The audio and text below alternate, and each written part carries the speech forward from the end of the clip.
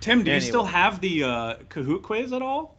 Because we got Derek here now. I thought a couple questions to Abbott this afternoon. I was like, I'll just finish it up next week because I Okay. don't think we're gonna do it tonight. We can just move it to next week. It's We're all gonna good. do our hype check. Helpful Actually, to know earlier, Derek. no, it's actually good because I know last year around this time it was actually Derek's idea, so we're gonna do it again this week. By the way, welcome to episode 129. Derek, your idea last year was, hey, let's do a hype check for what's happening this fall. So that's what we're gonna do. We're gonna talk about stuff that's coming out and what your level of hype. I feel like we have a clearer picture now with all the delays and leaks of announcements and stuff. I feel like we can kind of know. But I think we need to come up with some levels. So we'll be like hyped. We'll say there's got to be some middle level. Meh. Maybe it's meh, and then there's a pass. Like so, Right, maybe yeah. it's So maybe hyped, it's not Game Pass, straight up pass. yeah, straight up pass. Like Four pass, even four if it's pass. free, like they'd have to pay me to play it. That's Right. what Yes. So the bottom one is even if it was on Game Pass, even on Game Pass, even on Poor Pass, I won't. even play on this. Poor Pass, we're passing. So we'll do that here in a little bit. I want to talk about some new games that are out now, some headlines, and then we'll wrap it up actually with stuff we're watching because there's some stuff I'm watching too, and that'll give us time to talk about some of that. Derek, so I that's think what you we'll were wrap it muted up. a second ago. I don't know if you. Derek, you here? Oh, Yeah, I see, you're can't still hear you. muted. Yeah, we still can't hear you. I wasn't sure, but I was. Skype's not muted. That we just can't hear your audio. And then we lost Jeff, unless Jeff purposefully stepped away. So He did. all right, good start to the show, everybody. We're doing great. All right, so Professionals. I'm gonna jump in to just get things kicked off with a couple of recent releases. I'm not playing all these; just wanted to note them since they're out this week. Can you Again- guys hear me though, real quick? Yeah, we can hear you. All right. Is it fine? Like the audio is fine? It's I okay. mean, It sounds kind of it's- like a it's laptop. meh. It's Yeah, meh. well, I mean, But it it's is fine. what it is. It's fine. meh. Yeah. All right. So a couple of games that released this past week. Multiverses is finally, I think, officially out. Right? It's not in beta anymore, or is it still in beta? I don't know No if it's idea. still. No idea. Feels Multiverses, beta, if you know I what I think mean. I think it's officially released. Rollerdrome came out, and that's one that I fully plan on trying because it looks very unique, and the reviews on it are actually surprisingly good. So I do plan on playing that one, but I haven't yet. Curse to Golf, which I know Jeff and I are both playing a little bit of. We'll talk about that. Thymesia, I think is how you say it. I know Derek, you've played at least the demo, so we'll talk about that one. And then of course, the biggest, most notable release, at least across the gaming industry, is Madden NFL 23. That's one of those games that I'll play when it's like, oh, they added it to Game Pass over the winter. Cool. I'll download it and play their little story mode, or maybe do a franchise and win a Super Bowl for a weekend or something. But I won't bother with that at the moment. But real quick, I'm playing Curse to Golf. I know, Jeff, you're playing it too. This is a side-scrolling, they call it golf-like. Of course, the idea is that it's a roguelike, but you're playing golf. And it's got a very fantasy, like pixel art fantasy vibe to it. The idea is just to navigate these essentially platform levels. Think of them like 16-bit video game platformy levels that you have to get through. And the way you navigate is just by smacking your golf ball and bouncing it through these passageways and these hazards to get to the end of the level, which is the hole. And so it is a very kind of charming setup, and the art style is really good. I think the music, the little like beat boop music style they have is it's really catchy. I like it a lot. But man, it is not a joke. Like, it's a hard game. Like I think the farthest I made it, I think I finished the fourth hole was the farthest I've got. I played for like an hour and a half total. I didn't even beat the first hole. But yeah, the first couple tries, I died on the first hole. Like I ran out of swings in the first. I was like, geez, this game is hard. Yeah, And they give you a finite number of swings that they just call it 5 under par, basically. So if you hit par, you're done. It's like your life. I think of it like your life bar, Yeah. and every swing takes one off of your life until you're dead. But there are cool things like statues along the way that you can hit that give you more hits, that give you allow you more swings, which I think is cool. Or like if you hit your ball at like a I don't know what they call those, like a teleport thing. A teleporter, yeah. Yeah, like you can hit your ball towards a teleporter and then it takes it down to another level. Usually advances you quite a bit. Usually. Oh, cool. Yeah.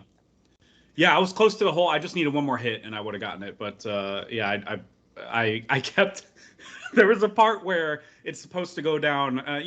Like Tim mentioned, it's a little bit of a platformer. So like, I was supposed to hit the ball, and then it's got like two, two levels like this, and the ball is supposed to go like from here down to here, and it kept hitting the wall that was right here and bouncing back. So I wasted like 3 swings on that. I would have beaten it otherwise, but I didn't get very far because it was like right before I had to go to a thing. It's very timing based, so it's one of those games where it's like, no, you don't need some kind of golf skill or understanding. It's very much a kind of a timing based, a little bit of a puzzle platformer, if you think of it that way, where, okay, here's an obstacle I have to get past. Should I take the upper path or the lower path? Should I go for the teleporter? Should I blow up this dynamite crate to get through that passageway instead? It's very much that kind of a game, but it's not very forgiving. Like I've gotten to the point where I was like, all right, I'm making some good progress. I'm on a bit of a roll. And then I made one bad shot and I was screwed. Like I had used up, you get these power cards that you can play, whether it's, add an extra swing. Essentially, it's like healing yourself. Basically, you're giving yourself an extra swing or 2 or 3 in some cases. You can take a mulligan, which means rewind that messed up shot you just made. You can explode all the TNT. There's a bunch of powers, basically, that you can activate. Yeah, collect practice shots is a good one, too. A practice shot. Which practice shots, by the way, you can destroy statues to get extra swings with that, which is great. I didn't know that. That's good. Yeah. Oh, that's good. Okay. That's actually really good to know, because then there are times when I waste a shot just to get a few extra swings, but I'm like, that was a waste of a swing. Anyway. Yeah, just use a practice shot. It still counts against your par, which that's what they call their swings. But yeah, it still counts against that, but it's the fact that you get the ball disappears, it doesn't move your ball. Yeah. You still get those extra hits. But it gets brutal, man. Like if you hit it into a graveyard, a hand will come up and grab it, and that's essentially hitting it into the water. Haven't even gotten there yet. Wow. And so a hand will grab it, and it'll just say like, I forget what it says. It says like grabbed or something like that. And then you start where it's just like any kind of hazard in golf. You start where you hit it from the first time, and you've lost a swing. It's like, dang. And same thing. This game sounds like a dick, to be honest. It can be difficulty-wise, but it's also so charming on the other side. It is, sure. Yeah. I think it's actually really good, and it's intentionally difficult because it's trying to get you to replay all these things, all these levels. Because there's 18, it's a full golf course. It's 18. But they reset. Did you know that? They randomly regenerate. It's procedurally generated. I didn't know that. Holy crap. That makes a lot of sense for the graphics. Like you could get away with that probably. One thing I haven't figured out is there's just like all of these games, just like Hades and others, there's ways to lock certain elements in place. Like, all right, hole 1's going to be the same as last time. There's ways to do that. I just don't know exactly how to yet. There's also kind of a boss-like level where every 60 seconds some new thing will happen. Like your cards are locked. You can't use a card for the next few swings. Or there's a few other ones too where you have a time limit to hit the ball. Yeah. And if you don't, then you're dead. So there's a couple of like boss levels that add some extra challenges. So I mean, from that, it's a very interesting concept. It's just they need to cool it with the rumble. Just turn that off. Like It's like, wow, you're wasting a lot of battery life because you want to rumble every 2 seconds. Something happens. It's aggressive too. It's like, I'm like, good lord. Is rumble and golf not usually associated with one another? I don't know. I don't know. The N64 Rumble Pack, remember that, everybody? Yeah. But yeah, there's a few things you can buy, but it's mostly cards related, and you can also you can go back to the store, which is called Eternity, like TEE. Get it? Because it's cute. Okay. Derek's like, why did I come here today? Why am I back? You can save your cards for future runs. So if you've got some cards and you want to hang on to for the next run instead of wasting it on this one, you can stockpile those. But it's a cool little game. The perspective is interesting because it's like, like you said, it's like an old Nintendo, Super Nintendo, like left to right kind of game, but you're playing golf. Like, after you die when you die the first time, the guy will give you an additional spin move where you can kind of spin the ball.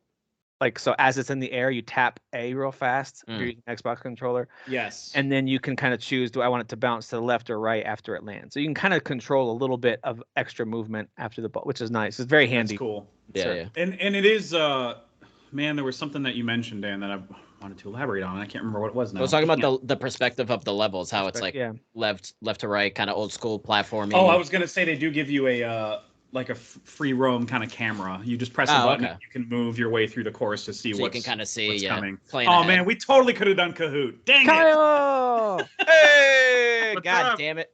Hey everybody. You know what they don't do though? Last thing God damn it that you're here, but last thing for Curse to Golf is what they don't do is when you're actually taking your swing, it still stays zoomed in on your character. You can look a little bit to the right or left or up or down, but it's really hard to tell where the ball's going to go, which I guess is probably part of the difficulty. They wanted you to like take a zoom out look, try to do your best to kind of like gauge where you want to hit it. But then when you take your actual shot, when you're measuring distance and all that kind of stuff. Yeah, that's why my ball kept hitting the wall and coming back to me. So that part, like, that part, I kind of wish they would be like, hey, you can actually, when you're taking your shot, you can then zoom out to see where it's going to hit. Like, to me, a game this tough. So maybe they'll add that feature in later, but maybe.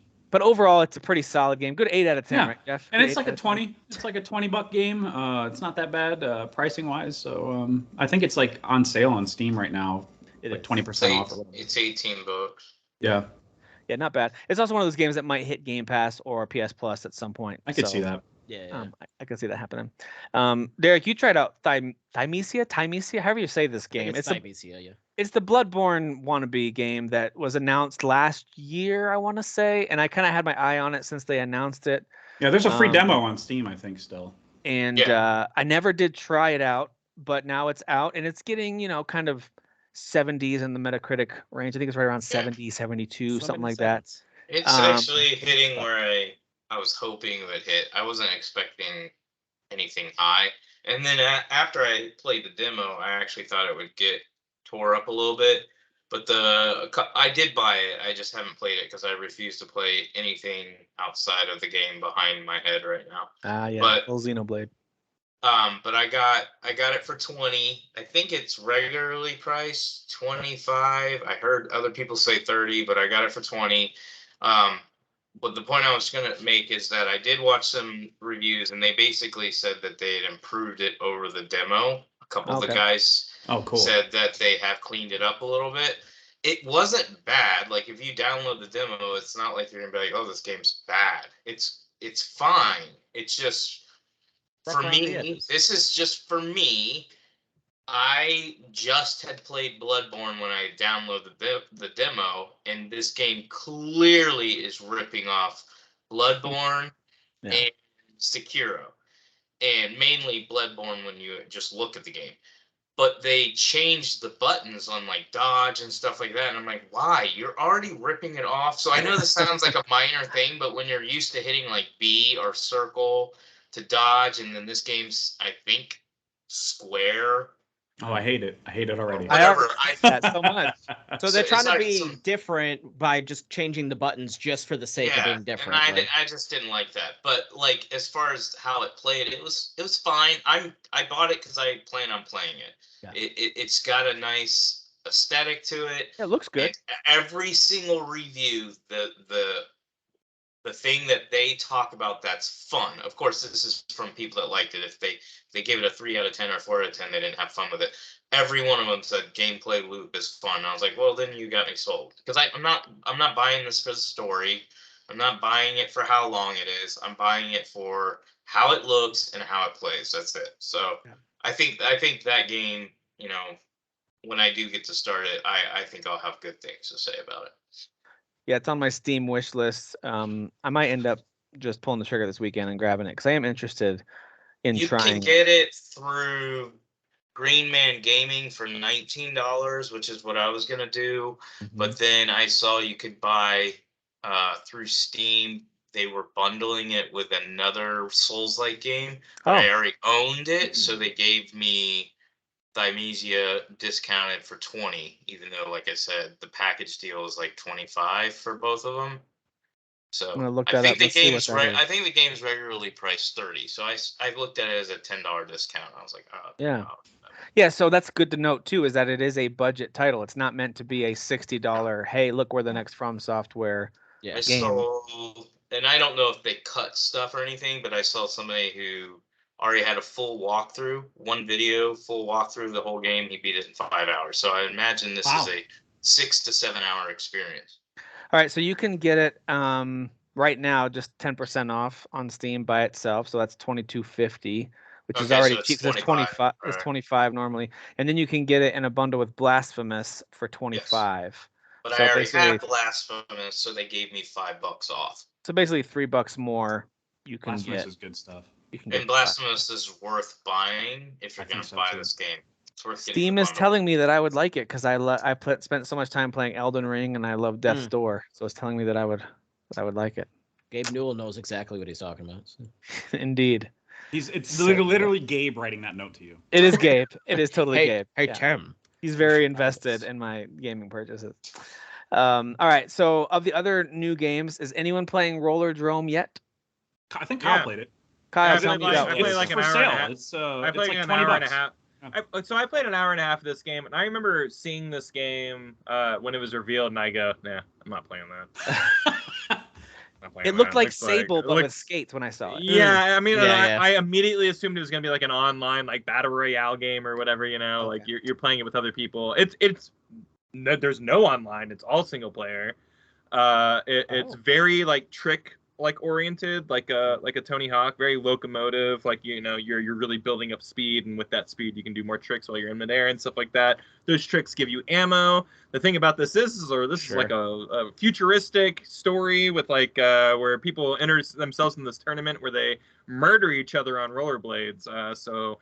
You're shooting people. I unlocked a shotgun. You have dual pistols and stuff like that. Like there's a lot going on in this ridiculous. game. I love it. I'm really, and this is like if we had to call a surprise of the year, this is it because I did not know I was going to enjoy this game this much, and it feels good to play. Yeah. I really like the art style a lot. As I'm watching it in motion and stuff like that. That's what grabbed me and made me put it on my queue. I ended up buying it because if you have a regular PS Plus membership, it's $20 until the end of the month. So this is one of those games that's reviewing so well I couldn't ignore it. I was like, exactly. I was wrong. I was wrong about this one. I was wrong. Yeah, This one's I think on sale on Steam. It is on Steam and it's same sale. Yeah, I think you can still get it for like $20. So That's a good nice.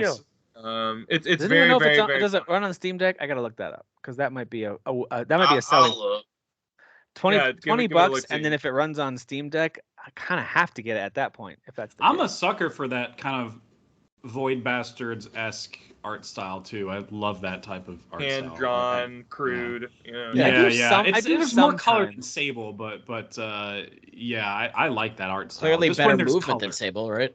Yes. More obviously. locomotive than Sable. Man, when this you is one of drive the in that best game, it's like, this is one of the best feeling games to play that I like. It's just like they really focused in on like making sure that like moving around in this game felt good. Cool. And So Kyle, did you see any That's kind awesome. of like any story elements in this, or is it most okay?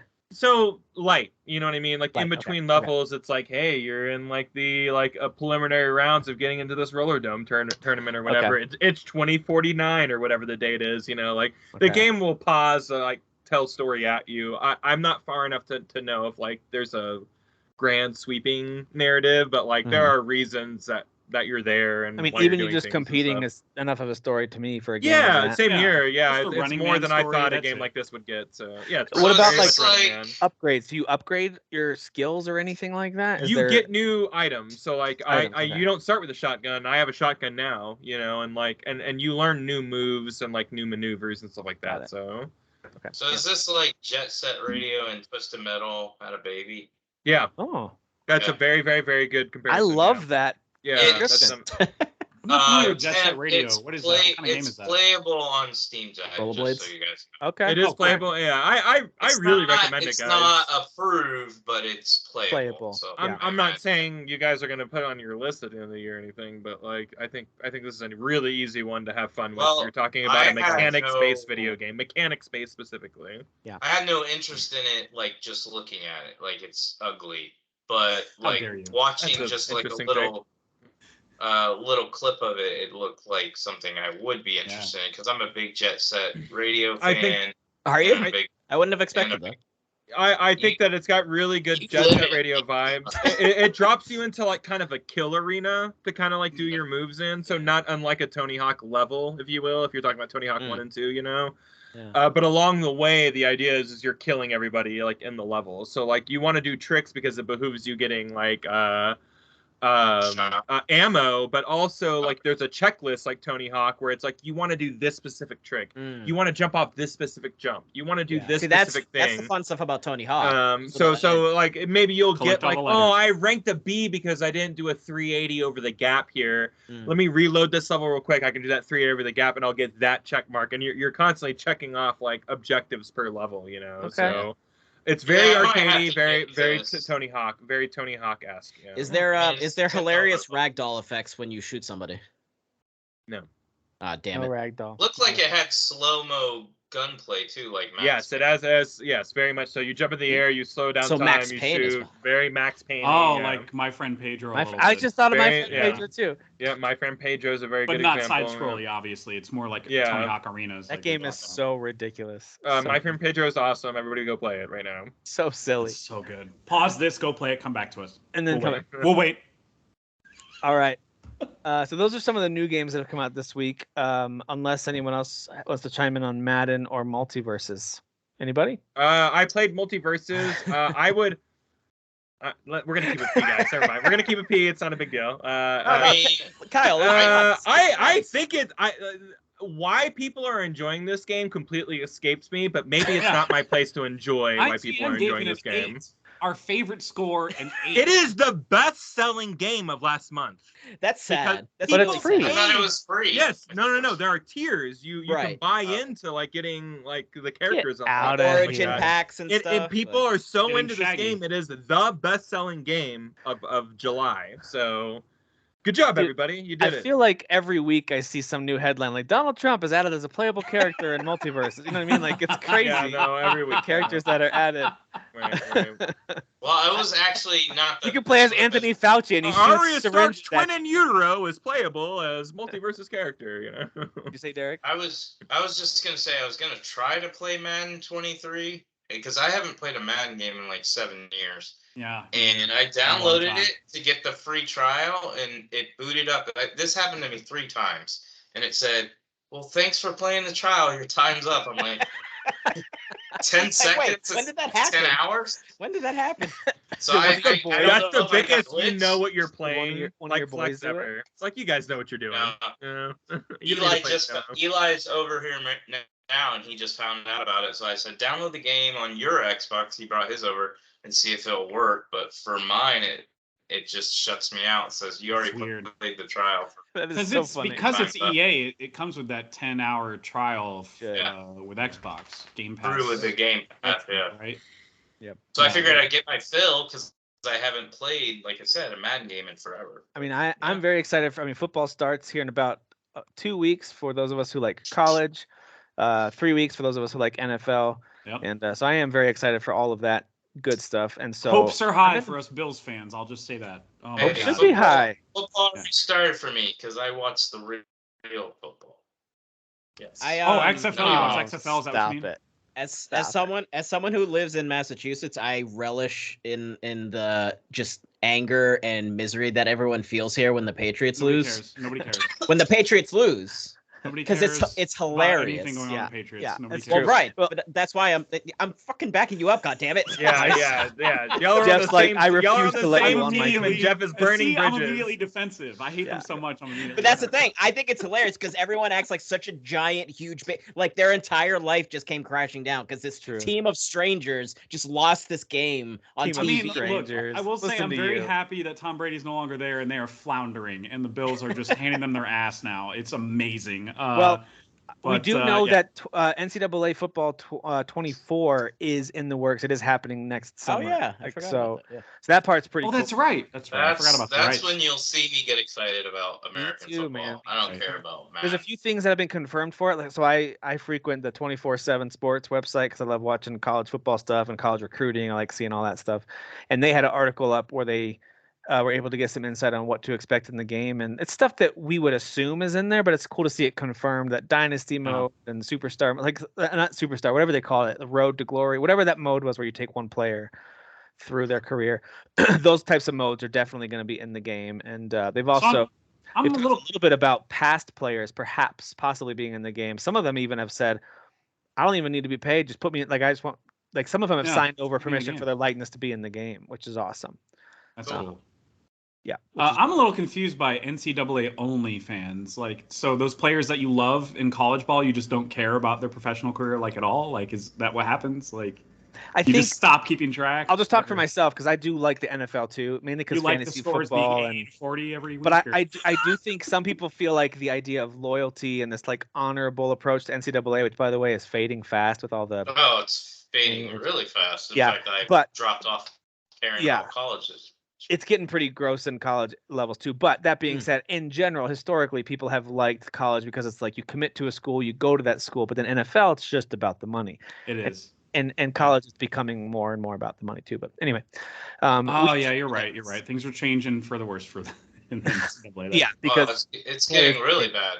Players get paid. Michigan just signed a kid who is now going to his 4th school in 3 years. Like, oh my God! Well, dude, there was a player from Texas. He was always going to go to Texas. Everyone knew he was going to go. He has a blonde mullet. Everyone knew this guy's going to play for Texas, the Longhorns. Everyone knew it. But he signed with Ohio State. He actually enrolled a year early. He forewent. Is that the word? He skipped his senior year of high school to register as a freshman early. He got like a year's worth. I forget the amount. It was 6 digits of money he got for name, image, likeness at Ohio State as their 3rd string freshman quarterback who played for name, image, likeness. So we're not even talking scholarship for education. You can get deals with local businesses and whatever else, like advertising. So he made a ton of money as a major, like he was like the top recruit in the country. Ohio State got him. He made a ton of money and then instantly transferred to Texas, where he was always intending to play. And so now he's playing at Texas this year. I see. Yeah, he's just starting. It's becoming pro now, basically. So everyone at Ohio State was like, "We got the best player," and I'm a Penn State fan. I was like, "You did not. He's just there to make money for a year, and then he's out. Like everyone knows he's going to be out." I don't understand. What's even the point of that? What do you? What do they? It's going to change.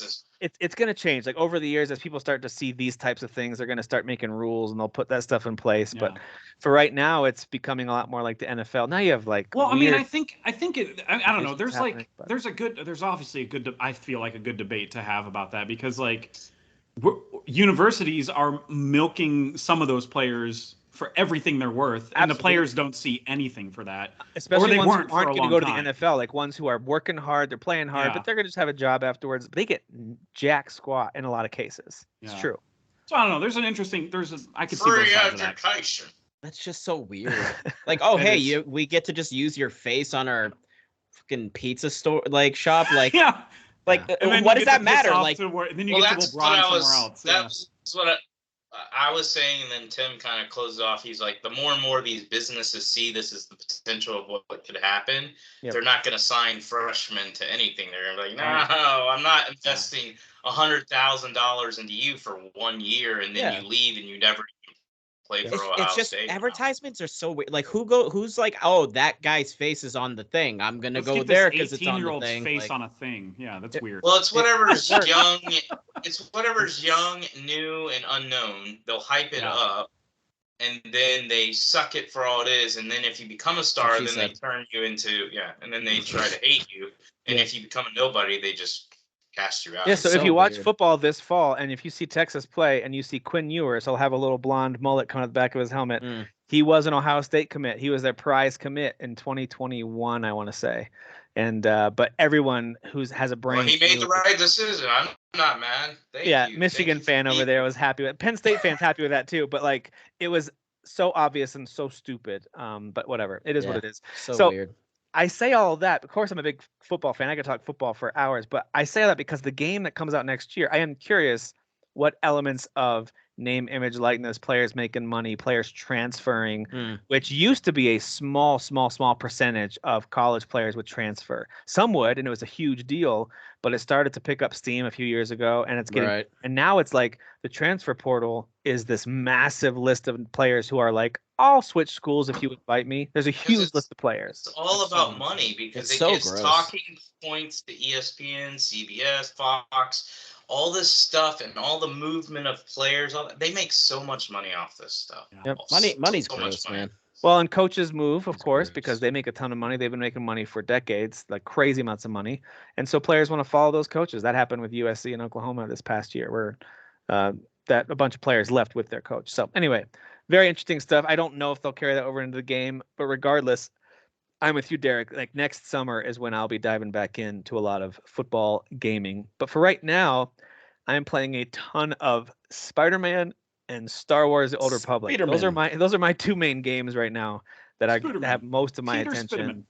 But Spider-Man Remastered on PC is gorgeous. And it's also like I'm playing it on Steam Deck as well. Like when I head downstairs and sit on the recliner to kind of like unwind from the day, I fired up on Steam Deck and it works great. Like I do notice the difference when I jump right from PC the night before playing 60 frames per second. It's gorgeous and it runs smooth. And on the Steam Deck, I'm running it at 30 frames per second, so my battery doesn't die in like 45 minutes. Right. And so, so I noticed a difference at first, but I kind of adjust to it, and it's not too bad of an adjustment, honestly, because it looks so good and it runs really smoothly. I was actually shocked how good it looks on Steam Deck, because I was too. I mean, you know, like obviously if you're watching a YouTube video, like the guy was showing it on PC.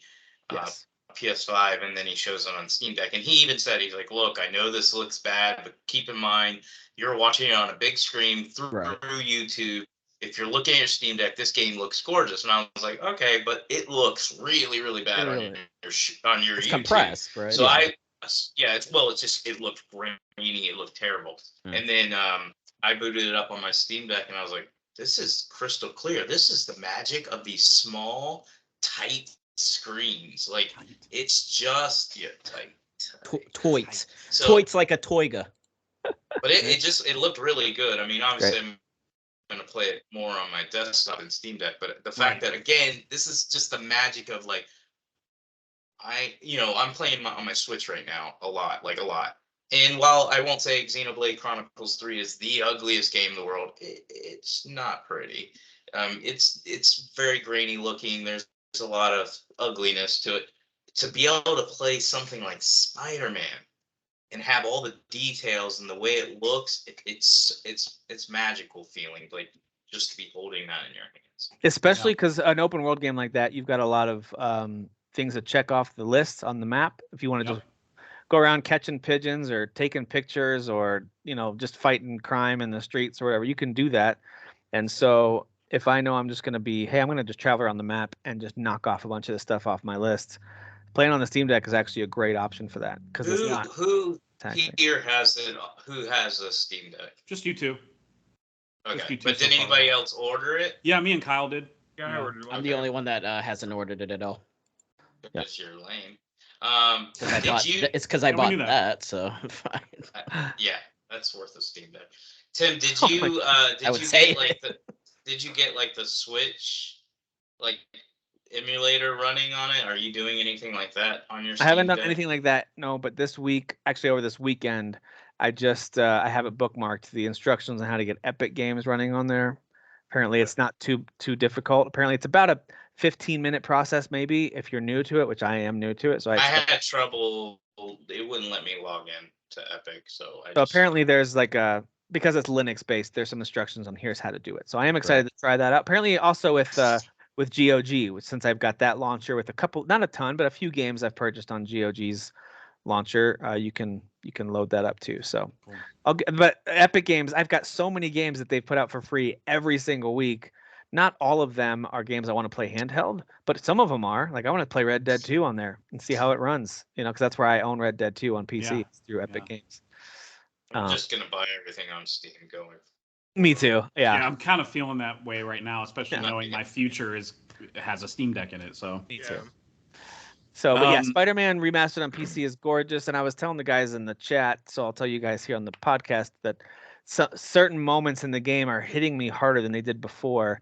I remember when I played Spider-Man in 2018, it was not a game that I was expecting to love, because Insomniac, they hadn't really done a game like this yet. Unless I'm forgetting something, they hadn't done a game like this. Well, it's mainly Ratchet and Clank, right? So right. I would say that what's the Xbox game there? Sunset Overdrive. Oh, sure. Very, very much like this, I would say. Sure, like open but it world, was still very like comic booky and like lighthearted, and like they hadn't done a serious like narrative game that I was gonna vibe-wise, yeah, style I think game that's wise, like open world, sure. I think that's what I mean, is like there wasn't a game they had made that I was like, dude, this is for me. So when I remember when I started Spider-Man, I was like, all right, I'll give this a shot. Insomniac makes some fun games. And so I also had hanging over my head, hey, in about 5 weeks, Red Dead 2's coming out. I think in about 3 weeks from that time, Assassin's Creed Odyssey's coming out. So I had in my head already some major games that I had already decided I was going to care about more. So I didn't give this game a ton of focus. I kind of flew through it. I didn't do a lot of the extra stuff. I remember going through it really quickly and being like, hey, that was really, really good. Now I'm taking my time. I'm not in a rush. Like I even have the mindset of like, I might just play it tonight and then be done. And then the next night I'm like, I want to play more of this. I want to play some more. So I've just been playing more and playing more. Oh and I man, think that's I'm so hooked right now. Yeah, that's allowed me to enjoy it more because I don't have the pressure of I have to finish this. I'm just playing it when I feel like it. And by the way, I always feel like it because it's just so good.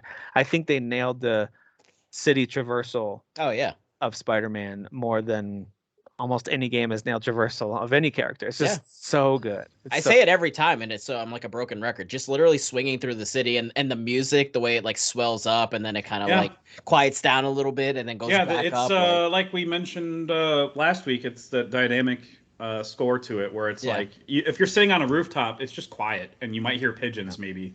But if you start jumping, you immediately start hearing strings like kind of come in a little bit, and then it just swells the faster you swing. It's so cool. I love that. It's really good. And I also know where the story is going, so I'm kind of like the anticipation is now building to what's coming. But man, is it a lot of fun, and it's really pretty.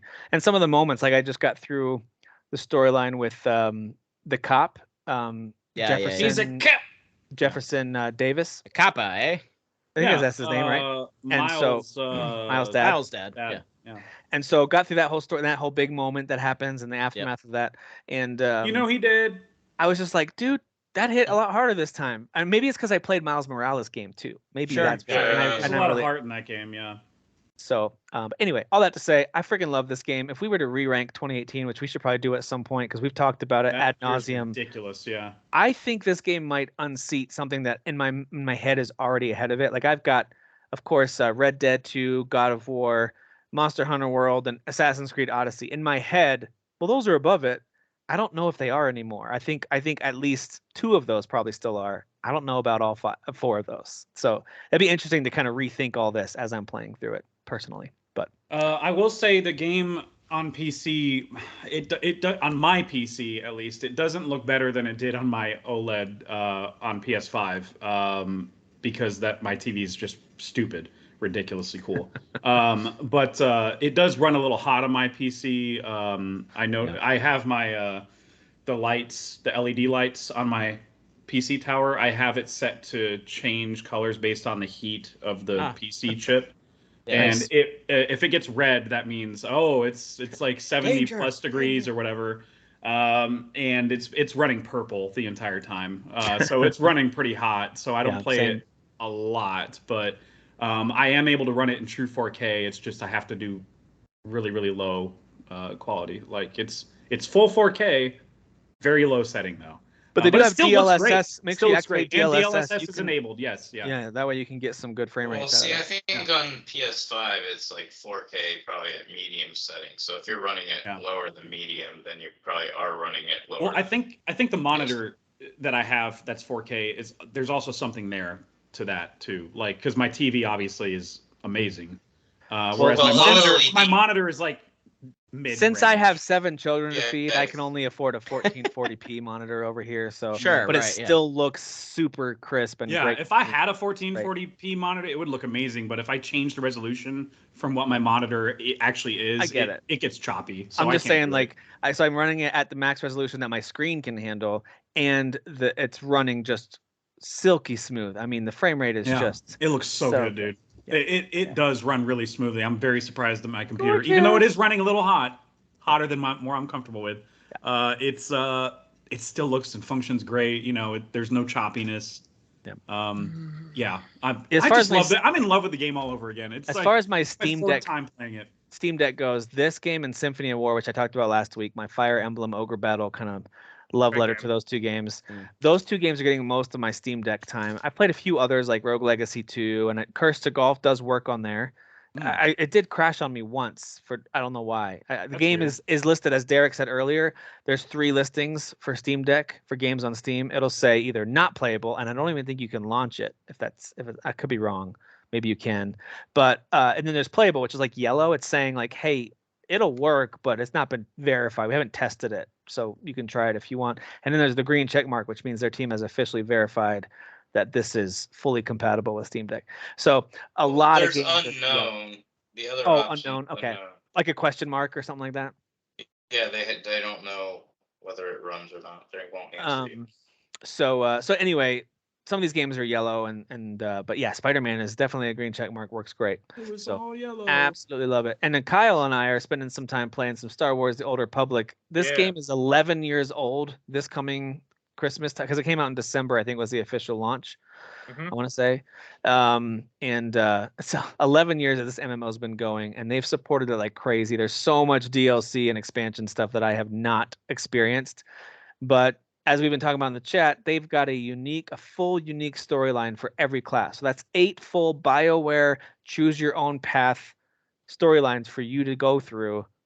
With side characters you're going to fall in love with, that you can actually pursue relationships with. Like the full gamut. This is not a half-baked, a full BioWare action going on there. The full experience, 8 full experiences. And Kyle, I don't know about you, but I'm playing this as a single player game. Like I'll see other players in the spaceport, but otherwise, like I'm playing it as a single player. My roommate and I have a character where we play together, but mostly I play on my own. And like, to be honest, like I would feel that like whenever I'm playing with my roommate, which I really enjoy, it kind of disrupts the pacing of stuff.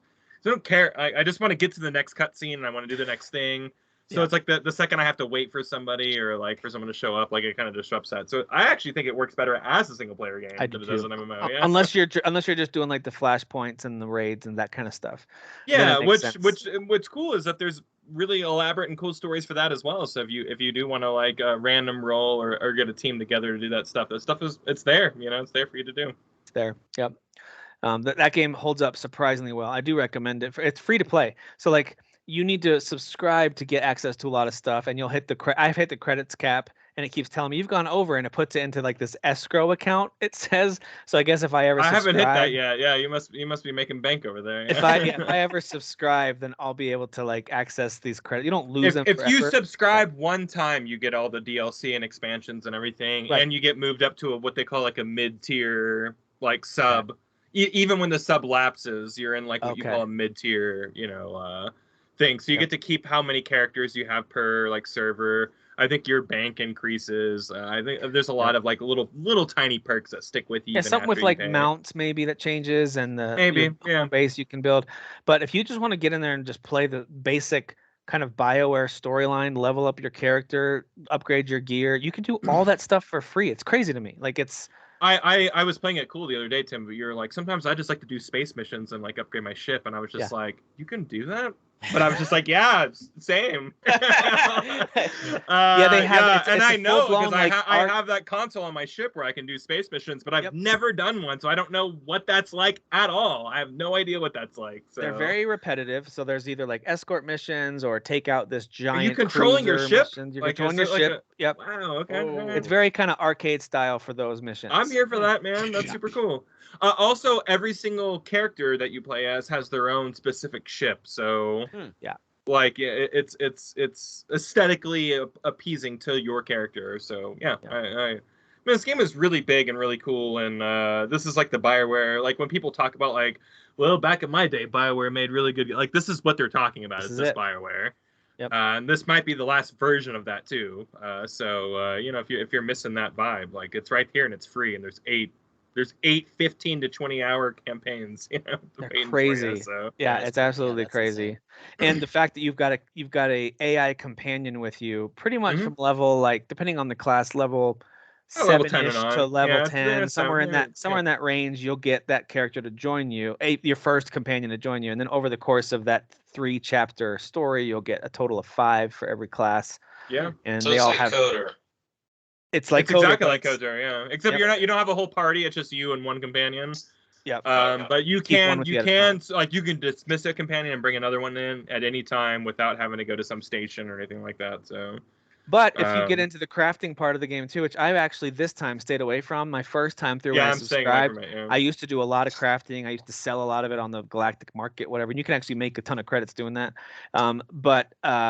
You can do that, and you can send your unused companions, the one who you're not bringing with you, can send them on all kinds of missions to collect resources and all that kind of stuff. There's a lot of ease of access stuff too, where it's like, oh my god, my entire inventory is full. I don't know what to do. You can send your companion to go sell all your junk like into town.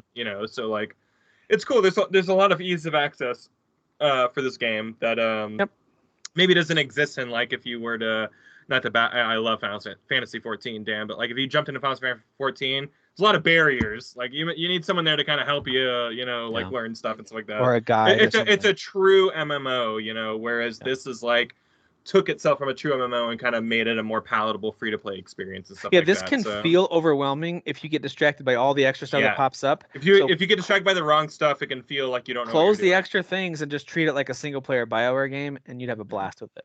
I promise you, there's nothing that this game's going to throw at you in the main storyline that you're like, wow, I sold the wrong piece of gear. Like you're never going to be stuck in a spot where you're like in an insurmountable thing. I just set my whatever companion it is. I set him as a healer because you can choose healer, tank, or damage. Yep. I just set them as a healer, and then I pretty much never die unless I do some stupid stuff. Goonies never say die. So anyway, I do want to just throw out there though that 14 is pretty. So it's not handholdy. I think it is pretty easy to get into, but yeah, I get what you mean though. There are things that I had to look up when I jumped back in, like how do I do that randomly? Yeah, I mean, again, like Final but it's pretty good about that. It's still a service, so like they expect that you're coming in with a certain amount of knowledge, whereas like you can walk into Star Wars without that MMO knowledge at all. Chill. Yeah, and play it from a real casual angle. Whereas I feel like any game that you're paying $15 a month for, and the game is still asking that out of you, like it's probably asking you to show up with a little bit of extra, know-how for like navigating MMO menus and stuff like that. 14's a complicated game, but not in a like bad way. Like it's just it's 14 years of updates and it's been around for a while too. So there's a lot of things that stacked on top of each other. Just like Star Wars, it's been around for a long time, innovating and innovating and innovating. And if I had to throw some praise on it, I think Final Fantasy 14 is probably the best MMO out there in terms of. I've heard that a lot. Getting your bang for your buck in terms of $15 a month and like content and. I've heard that a lot. Just having that true cultural experience that you get out of an MMO. But I mean, which again, like where Tim and I are saying, like. Star Wars, I see people, but like I don't know if I'm really existing in this world with them. You know what I mean? Sure. Yeah, because in 14, like it feels like you're like with people. Like it feels like when you walk into town, like it feels like a lot. Like people are saying hi to you and waving you down, and then Elder Scrolls feels like this too, where people are like, hey. Do you have this new currency? Here's 20 of this, and it's like, oh, thanks, bud. Nothing like that's going on in Star Wars. It feels very isolated. When the author of was it the Berserker manga died, when he passed away, there was like a whole like everybody basically lined their characters up, and they had like this sort of little thing on the ground. I forget what it was that they put on the ground, and they just left their character there, just almost kind of like as paying respects to him. And like one of the towns is basically it's like a circle, and the whole thing wrapped around with their characters just sitting there with sort of like the little thing that they put on the ground to kind of like pay homage and respects to. You see great stuff like that in World of Warcraft as well, like when huge streamers or something like that, they'll die. They'll have like major funerals and like Warcraft, like hundreds of thousands of people will show up on a server. It's cool, man. Yeah, I feel like MMO is something really special, and if you can sneak some time into your life at some point, it's really enriching experience if you can really find your group and find your voice like in an online world like that. It's not for everybody. I get it. No. Also, I don't recommend joining any guilds that you're randomly invited to because that's some kind of spam situation. Stay away from it. That happens a lot too. Yeah. Not a lot. It's happened like 3 or 4 times in the last couple weeks where I'll just get like sometimes you get into a good guild. Invited you to join a guild, and I'm like, why? I'm out in the middle of nowhere by myself. You're just inviting anyone who's on this planet? Like, no. Because they're trying to affirm themselves as a guild. You have to have like 15 people to like actually be a guild or something. Yeah. Pass. So like you joining them blindly, like you're making their dreams come true, Tim. You're shattering dreams out or there. They want Tim to join some kind of Star Wars space orgy or something. Could be that. Yeah. A cult. Some kind of cult. It is definitely a cult. Stick your Laku in me. Dan, anything new or notable that you're playing? And then I want to hear Derek's thoughts on Xenoblade 3 too. No, I think I'm gonna maybe I'll go back to it, but I was enjoying Fairy and Sword more in the beginning when I was first playing it. I was praising Sword and Fairy, that game. I think it's Fairy and Sword. No. Which is it's Sword and Fairy. It's Fairy and Sword. Sword and Fairy. I'm pretty sure because it sounds weird when you say it. Whatever. I have it right in front of me. It's Sword and Fairy. You're a liar. You don't know how to read. Fairy and Sword. Fairy and Sword sounds weird to me. So that's weird that you think your educational system down in Florida is terrible. Sword and fairy. I've cooled down on it a bit. Okay. I'm like somewhere in the middle of the game, and like it just kind of feels like it's sort of like just not really kind of keeping its like footing on the ground a bit. It's just like, and also a lot of this middle section of the game has been like super linear. Like I went into some ice cave, and it was just very straightforward. And I was trying to wrap my head around the story because again, everything is being said in Chinese, but I'm reading the subtitles, so I'm still trying to kind of like wrap my head around totally why I'm collecting these spirits in the game, and I got a little lost there. So, Yeah. I to be honest, I also got super distracted with the Diofield demo, Diofield Chronicle. Yeah. I'm like super excited to play that now. Like, Yeah, I don't get mad every time you mention this game or anything. yeah, I played about 45 minutes of it, and Sure. I'm like, I'm good. I'm just I gonna liked stop it. there because I don't Yeah, want to. I'm actually really didn't excited for the play- game. Yeah. I didn't play Which 45 one? minutes. I played about 20, 25 on Steam. And I was like, oh, I'm not going to play anymore. This is day one. I feel Right. like Yeah, if I for buy sure. that and like continue It's- to ignore a triangle strategy, I'll probably feel like a cheapskate. But like, See, I really feel like that's exactly I want how, to I like, want to play all the games all the time, guys. I Kyle, don't, Yeah. But I've quit all that. I've gotten over it. That's, I beat what I beat, and I don't, I feel right pretty now, I feel pretty confident about that too, Derek. I just Yeah. just whatever I play is what I play. Yep. like, I really did like triangle strategy. I didn't play Same. it long. I think it's Because wonderful. Yeah. I was like, oh, well, it's not my type of game. I'll come back to it later, and I never come back. I've heard it's pretty chatty. Does it get a little chatty in that game? It is chatty, but like a It's game like that every should be chatty. RPG's chatty. well, I hate that's it. why Derek quit. Yeah, That's yeah. why It's no Derek more quit. chatty than any RPG Speaking ever. of I've heard that overly I've heard that- chatty games. I've heard that Live Alive when you're in the prehistoric setting, not very chatty in that section.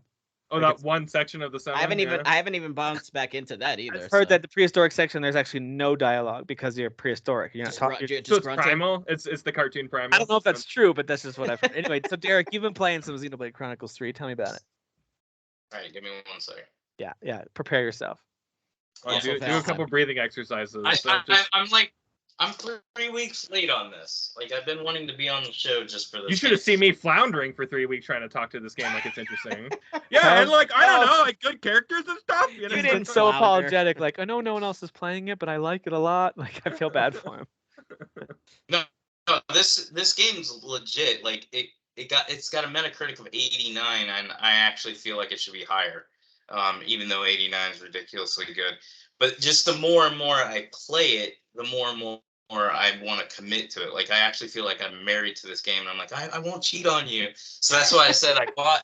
That's deep. I bought. That's deep. Yeah, I don't do that with a lot of games or girls. God damn it. God damn it. Oh jeez, all You son of a bitch. right.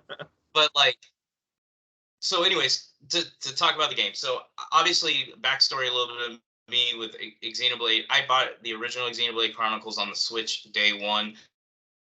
I played about 35 hours of it and got lost somewhere in the game. I still have about the same like hour mark for me too. Like it was like 28 to 33 or something like that for me.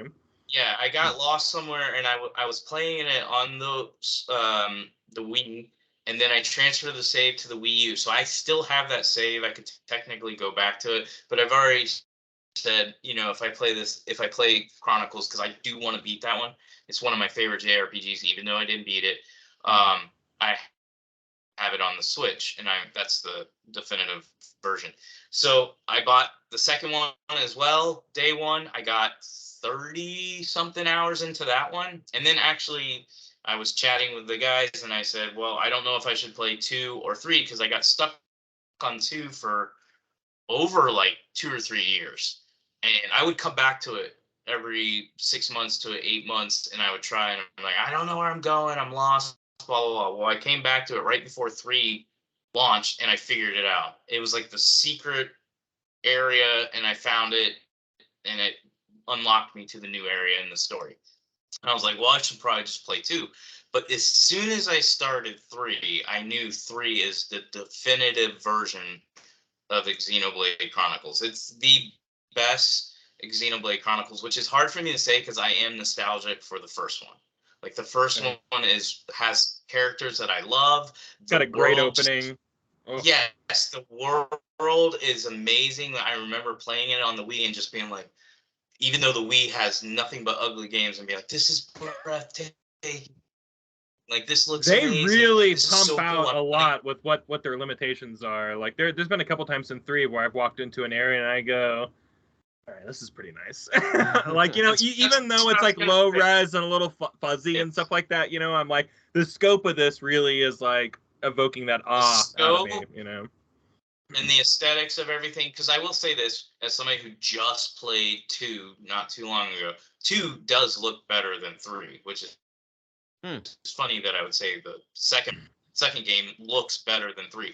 You can tell 3 is a lower res, but 3 is much grander. 3 captures to me that feeling I had in the first one where you are, let me say what it really captures is that feeling of I'm on an adventure. And if y'all haven't figured out, that's what I like. When I play an RPG, I like to grab a group of guys and girls and go on this journey and go on this adventure. And this game nails it. And I know I said this in the chat. I want to say it on the podcast. One of the things I love about this game more than anything is everybody that's in your party. That means everybody you talk to in the cutscene is in your gameplay. Oh, everybody's on play. Everyone's on the field. Yeah. Everybody's running with you. They're still chatting. They don't disappear and then join you when you're in gameplay. And everybody is in the game for combat. You don't have to pick and choose your party. Like, I love BioWare games. I love them. But one of my negatives I always had was, like, you give me 10 cool characters and then you say I can choose 2 of them. And I'm like, that's annoying. Well, so that's the case for like any JRPG, like or RPG ever, right? So you'd have all these like characters. You're like, I really like these other characters, and I want them to be here, but like it doesn't allow for me to have that. It always makes you go like, what are they doing? They just hanging out back at home? Like, yeah. But this just gives you that feeling, that vibe that you're truly on this journey with all of them. Like they don't disappear, come back. The combat starts out like kind of, I don't want to say basic. Oh, we're breaking up a little bit. Xenoblade Chronicles. I'm breaking up? Yeah. I think you're breaking up. Yeah. Can you hear me? Yeah, we can now. Go ahead. Clear, yeah. Okay, sorry. All right. So, anyways, I was just saying that the combat when you first start in 3 kind of feels like, Final Fantasy 12/MMO feel to it. But as you keep playing it and unlocking new things, and do you unlock a ton of new things? Can I just say, like, sometimes I feel really overwhelmed by the combat system in this game. Like, where I'm like, I know I'm killing things, but am I doing things right? Like, is this how you're supposed to play this game, you know? And I don't mean that in a bad way, because, am I winning? I'm winning, so I'm doing the right thing, but, like, I don't... there's so much customization on the table that, like, you couldn't fathom the amount of ways there are to play this game. I'm gonna switch this character to this class. I'm gonna switch that character to that class. You know, oh my god, we just unlocked 2 new classes. Okay, let's switch characters around. And you're constantly leveling up all these different classes, very like Final Fantasy X-2 / Final Fantasy 3 style class-based system, or 6 or 4, which the other one I think was really 3 class-based. did classes. 3 is class, yeah. It's 5, it's 5. Thank you. Oh, I thought 3 did. Okay. 3 did. No, I said well. 3 already. Yeah, I said 3 already. I was trying to think of the other one, but 5. 3 and Yeah. 5 yeah, you know, it feels very much like those, you know, and the thing is that, like, you know, they still have that, like, I'm gonna come from a certain angle or a certain side or something like that. But also, and like Derek, this is the thing I want to hear about most, is like, what do you think about the Ouroboros system, where you like merge characters and turn into like giant mechs? You know, like how do you feel about that? Well, that was the other thing I was going to mention. And then the next second, I'm playing this JRPG like adventure game, and then I'm like, today I was just playing it right before I joined you guys, and I was like, am I playing like Robotech? Like the boss battle I was in, all of us transformed, and we interlinked, and we transformed into what looks like big Robotech guys. Yeah. And then we're fighting bigger boss dudes who look like Robotech. So I was just like, this game, I don't know, man. I don't know. I just absolutely love it. I'm 27 hours in. I'm level 40 with every character. I'm probably halfway through the game. I'm in like halfway point of chapter 4, and I know there's 7. I'm still in chapter 3, but I'm not too many hours behind. I must be like right behind you, like a few hours behind you or something.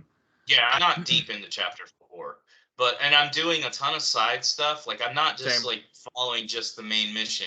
I'm doing the main missions, but if I can knock out a side quest, I'm doing. That was the because most that was the most crazy enjoying the game. thing to me is learning that, like, because I came across a side mission, I was like, oh, I'll go to this one even though I've been ignoring them all game. It's like, hi, I'm a new character. I'm going to be hanging out with you for the rest of the game. Do you want my class? Like, I'm like, this is a main mission. This is not a side mission. Why did you call it this, you know? So I had to go back and beat I like that all you're the looking other around, ones, like, you looking for know? the Yeah, developers, like, like, so now I have like 8 new classes that I get to hang out with, you know? Like, it's like, this game wants you to do everything. It is very much a commitment. And the thing is that playing it for short term.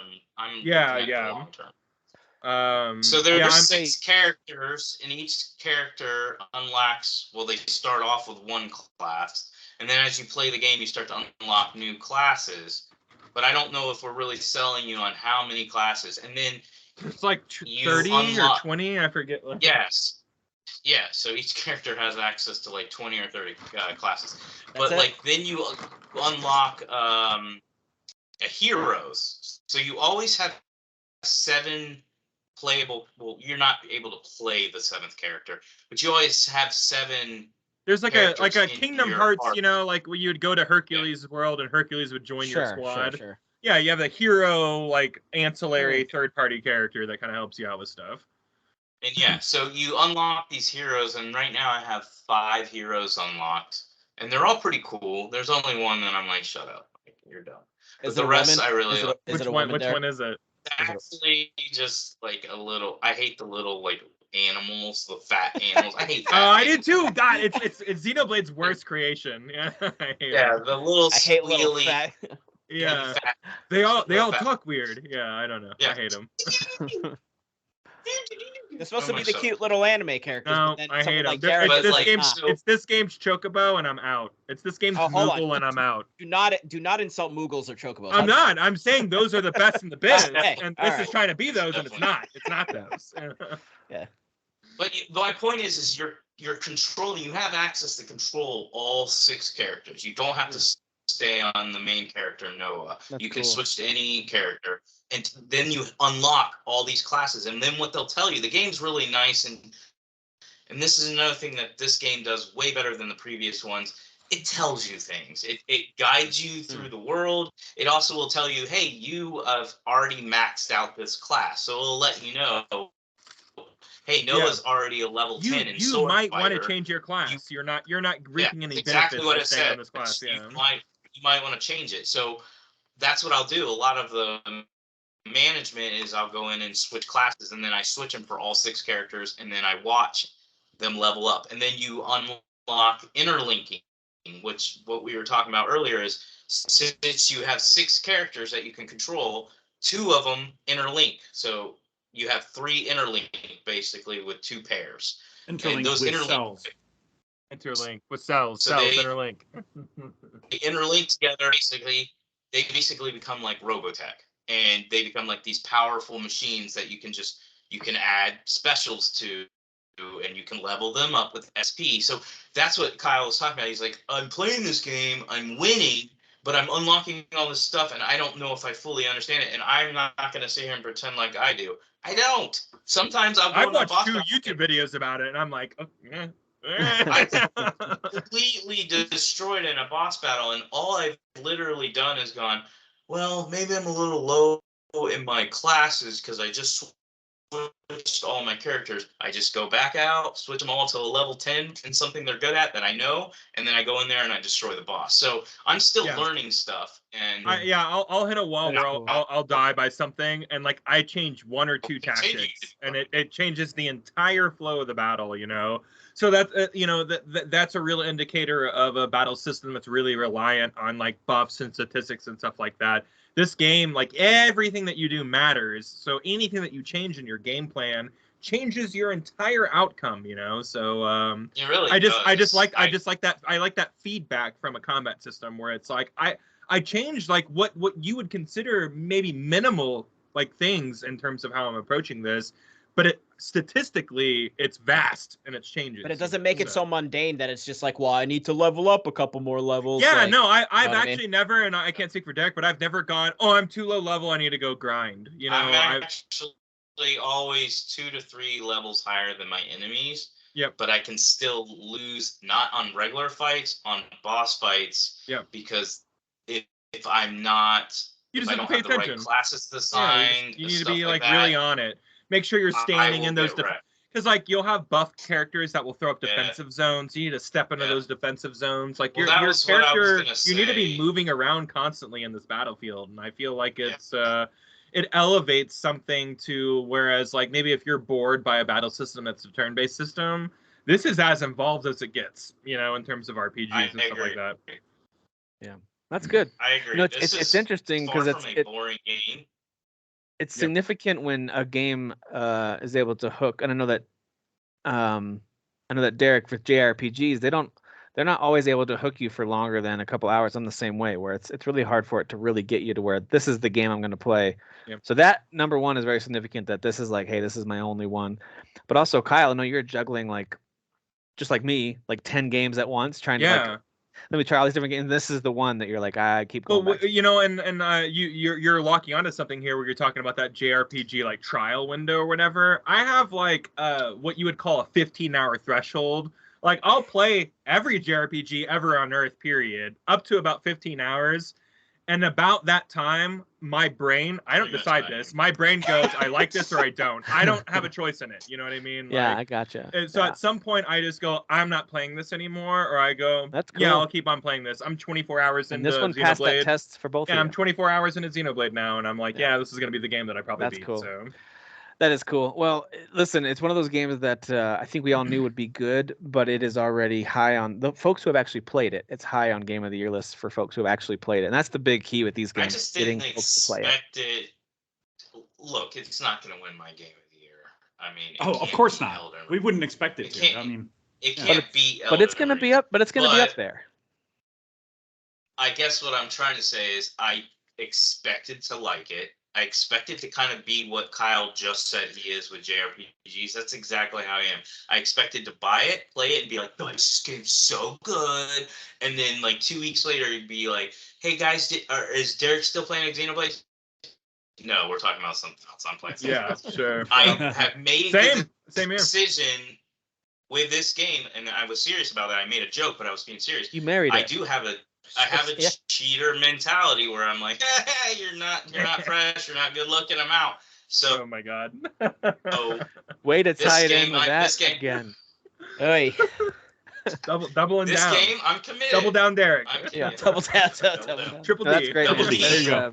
Double D. Time to play the game. Double down, Derek. Nothing but good news coming out about that game. You know, one of the things I wanted to do too for our discussion was to look at what's coming for the rest of 2022 and to do our best to give like, and I'll just kind of start reading through the list of ones that at least jump out at me. I use Wikipedia for this, and here's why. I understand Wikipedia. Anyone can add anything from anywhere. That's how you know you're getting the best information, Michael Scott.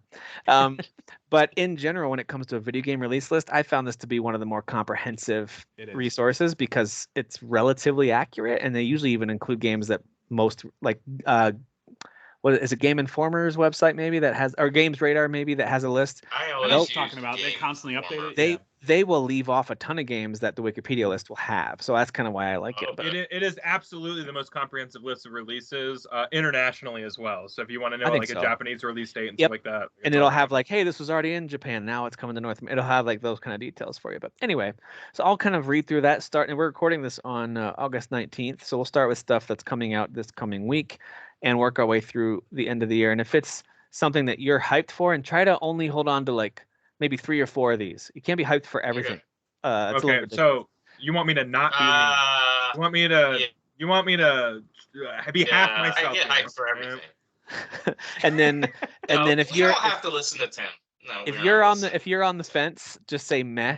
And if you've got a strong like I'm not going to play this opinion, say pass. Otherwise, you could I'll just read through it. Okay, so it's hyped, meh, or pass. That's our rating. Okay, Those are cool. great. Not I'm even in for it. even on Game Pass, I'm passing. No, I'm sorry. I'm gonna use as many hypes as I want. I'm sorry. So outside of that, outside of that, I apply to the Yeah, rules. I got like There's- 15 hypes. I will Zero say people my keep track. my meh means I'll wait for reviews.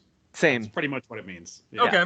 Yeah. Which I I'm know here can for that. feel Okay. offensive. So like if someone's hyped for something and someone else says meh, it can feel like a dagger to the heart. It's not intended to be. Yeah. But it might be. That's fine. It is what it is.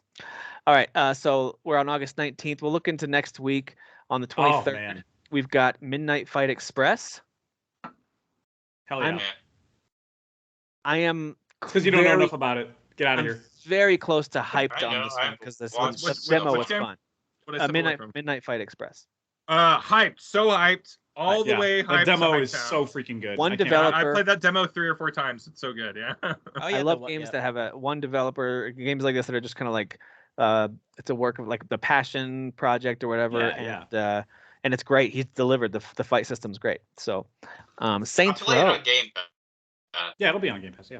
Yeah. I Low Saints- low stakes gamble on that one. Saints Saints Row. I'm meh on this just because I've never been a huge fan of the series, but I'm not as Oh. hyped as others. Well, then you won't. Yeah, you For won't Saints ever Row. experience. Yeah, I the hype wouldn't. For it, I then. wouldn't Yeah. play it at all then. But yeah, hype Yeah. for me. Yep. Super hype. yeah, this one doesn't See sound you like in the it's top much. 5 game of the year's games. You know, where Jeff Yep. and I just scream and no one listens. So. I get. Well, It sounds like but there's I mean, more Saints story Row in this is- one. Like No, this it doesn't sounds matter. like- Jeff, no one cares, dude. No, I need the no. backstory to the dildo Yeah. you'll be I using said to I'm get your hyped. walking hyped. tool. I will play it. No, it's not top 5. Yeah, it is gonna be top 5. All right. Jeff, I'll see you there, bud. See you there, man. All right. See you there, Kyle. Soul See you there. We Hackers called 2. it. Remember this day. Soul Yeah, Hackers I do. 2. If James is here, then sure. Yeah. maybe. Dude, y'all shame this game so much. I don't like talking about how excited I am for this game. That's how much shade y'all throw at this game. Where Well, like in chat, I don't know feel anything like about it. I feel like Anne Frank, where I'm like, well, I better not let them know I'm up here.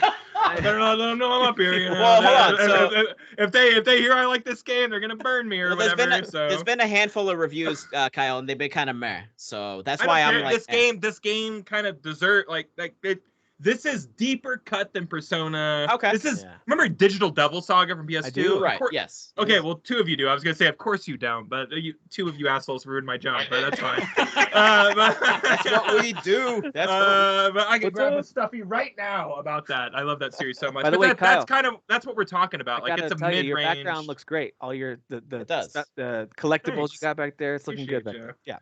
Yeah. Thank you. Yeah. Yeah. I mean, I expected that to be kind of a mid-range RPG that not a lot of people are gonna love because Sure. it felt like a Digital Devil Saga or a Demon Summoner or a Devil Sure. Summoner, not like a Persona or a Shimigami. All right, what Proper. about Pac-Man World Repack, the remake of No. Pac-Man World? Pass. I'm a Yeah. pass. I'm a pass on that. Pass. Pass. All right, good. We need to have one that we could all hate together. so goddamn excited about that. Good job, everybody. Good job. Anybody excited about the TMNT Cowabunga collection of all the Yes. old Dude, games? Yes. I'm oh my excited. God, I'm yes. not gonna buy it, but it's great. I Dude, think it's the awesome. Nintendo one specifically is what I'm because I remember as a kid I could not for the life of me beat that game and I always wanted to. It's like trying to play the original Super Mario Yeah. Bros. When I was a kid. I couldn't beat it, but then as an adult I could. You know what I mean? I would So- say if you haven't replayed those games, you should be hyped. And if you played them as a kid, it's great. I've replayed some of those over the years as they've come out across a couple platforms here and there's downloadable. So I'm more in the meh field just because I've already replayed. I don't think I'll replay them again. Dan, don't be surprised when you learn that you were a better gamer when you were a kid than you are now. Yeah, that is true. I want to set those expectations for you. That that's is all. I'm more very- patient I don't now, know, actually. He's Yeah. a pro gamer. He's I'm a a pro pro He gamer. is. I but beat that's- Sekiro. that- I mean, The yeah. thing is that means he always was. You know what All I right, mean? so we're even in even No, the- a- I actually sucked at games when I was a kid. We're into September. What about The Last Hold of Us on. Part 1? Oh, I'm excited for Immortality on the 30th. Okay, go ahead. Immortality, Totally. hype I don't know what that is. That's for it's another Sam Barlow game where it's like you watch video clips and you're trying to figure out what happened It's to an a- interactive Of course, an film. you know actress. what, Jeff? Of course you are. Yeah. interactive film. All right. Last of Us Part 1 remake. Yeah. Hyped. I mean, I'm Yeah, not gonna sure. buy it right away. I'll but- get I'm it. not gonna buy it right away, but I'm gonna say hype just to make people mad. So I'm a Yeah, meh on yeah. that one. Personally. I mean, you don't have to be mad. I bought it for you. I mean, I I'll didn't play buy it, for you, but I'm- you gotta- Yeah, I'll play it. That's where I'm at with Tim. The more I heard Does about it, someone I was so Jeff, excited hey, at first. Jeff, you wanna buy this game for me so I can maybe? No, it's gonna have to be the other way around. You sound more hyped. It's gonna have to so- be. All right, I'm jumping ahead. I thought Steel Rising got delayed. Didn't it get delayed? I No, thought I don't know. no. it was delayed know. to September. I thought that's Okay, when so I'm on Steel Rising. I'm not quite to the level of hyped yet, so I'm a man on that one. What is that one again? What's Steel Rising? So It's like a Souls-like. Steel Rising is the one that's made by Spiders? Yeah, it's Greedfall. it's by the Greedfall. Oh, Trash spiders. Yeah. No, I'm not excited for this. That's fine. Son of a bitch. I Split. have it pre-ordered, so I'm below hype just because Yeah. as much as I love Greedfall, I don't trust that they can do Yeah. Bloodborne Souls Yeah. type games. But That's I my felt like they concern. were really carving out their BioWare niche or whatever, and they're Right. like, let's do And a complete 180. I don't know. And That I'm seems just weird gonna to say this. I think it's just me probably making it up, but I really do think they don't know how to get a character to run and not look like they have to stick Yeah. up their ass. So I think they built this game around it because they're like, let's just make her a robot. Right, yeah, So exactly. She's like she's mechanical, running like, yeah. We can't That's figure this beautiful. out. So our That's next amazing. game is I'm here robot. for that. I love like that. we That's said good before headcanon. though, they seem to get a little better They with get each game. better Yeah. every single game. They Yeah. really Yeah, do. I agree. That's Yeah. how it should be. Greedfall, I'm telling you, you guys gotta play Greedfall. I did I mean, play some of us Greedfall. have I already played tried, it. and it wasn't good. So Greedfall you know. 2 It was is in fine development with too, though. the lowest cases of Hey. lowercase f's. Greedfall 2 So like just the smallest f that you could possibly have. But the sequel has a chance of really being something. I right? agree with that So- big time. Well, Let me and just say so this. much so that I want to play the first one all the way through because I don't want the second one to Yeah, you want to get it. I don't know, have a lot of Just- world stuff that I don't understand. Jesse White and I beat Greedfall. We're not going to talk about it too long. I know you want to move on to him, but I do. Jesse White and I beat Greedfall. Shut up. Beat it. And the reason why I say it's good is I'm not saying the gameplay is spectacular and all this stuff. Is as you play the Exciting. game, especially when you get to the end and you start to realize your decisions really matter, and Right. you start to I feel heard like, that's my- what it was. I'm like, playing a BioWare game. Like everything matters. yeah. That's why it's good. It's Well, and good. I just hear the writings really, and like every single like sector or tribe or whatever, every person or type of people like have their own story, and like it's just a really well realized world. So it doesn't surprise me that They they need to wanted to care about take a second. people. They wanted to Just take a kill second it. trip into It's that definitely game. a That makes unique sense to world me. too. It They is. do make unique, like Steel Rising aesthetically, like visually, it's an interesting concept. I think it looks interesting. The trailer you know? got my attention, but I'm Yeah. still kind of waiting on how it plays. Yeah. What about this? Will be fun just to make people mad. Splatoon 3. I'm a pass. That's No. no. Is there a hard pass? Because that's what I am. We just now created it. Just Is now. there a level below? Just a hard This pass on game. that one. That was. I That was tried fair. the first one and I was like, this is stupid. Yeah, I don't know which one. I tried a Mm. demo for 1 or 2, and I go, yeah, I hate this. Well, So hate's a I'll strong- never hate's a strong play word. another one. Yeah, it's not a strong word. It's a pretty accurate word, I'd say. Accurate kinda- but strong. Garbage. Kind of jumping ahead here, but if I skip something that you know is coming out, feel free to interrupt. That's fine. The Diofield Chronicle comes out on September 22nd. Fucking Um, hyped. Based on what Dan says, like I'm firmly in the right. meh field, but I'm kind of getting closer to hyped for No, it. Based on what Tim, you guys play talk- the demo because I know, I need you to will play it. you will enjoy it. You will absolutely enjoy it. Yeah. But yeah. What about Solstice? Because that comes out before. I've seen things It on does. Solstice. Yeah. Anybody interested in? Yeah, I Kyle think it Kyle looks brought that good. to my attention because I had forgotten about it. This is that third person. Like kind of Devil May Cry-ish. Yeah. I'm really into this one. Yeah. Yeah. Okay, yeah, that comes out September 20th. Everyone I has think it's like a used so $30 many game hypes too. already. I don't think it's a. Oh, I'm you sure know, it's budget. I don't. Yeah, Yeah, I don't think it's like a high budget. It's a game or it's a anything. $50 game. Oh, okay. Well, Oh, really? either way, yeah, games are $70 now, so that's great. It's true. Still, yeah, budget. That is true. All right, working towards the end of September. Go ahead. Did I miss one?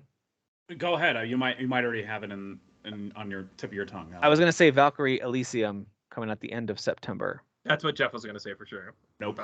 Absolutely, that's a Jeff game right there. What the hell is Valkyrie Elysium? That's the That's the Valkyrie one that you profile, were Valkyrie interested in. Chronicles. Oh, like, right. Spiritual So- successor. It I listed actually it looks 'cause kind it's of a cool, even though Square I'm game. not into the Valkyrie games.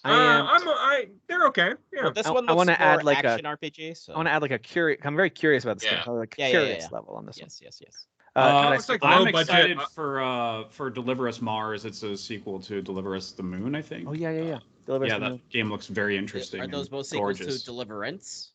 They're not. Yeah. Not even a little bit. Yeah. Oh, I do also Great want to shout joke. out. Nailed it. I want to shout out Moon Scars. I played the demo for Moon Scars, which Oh, is that's a basically fun it's game.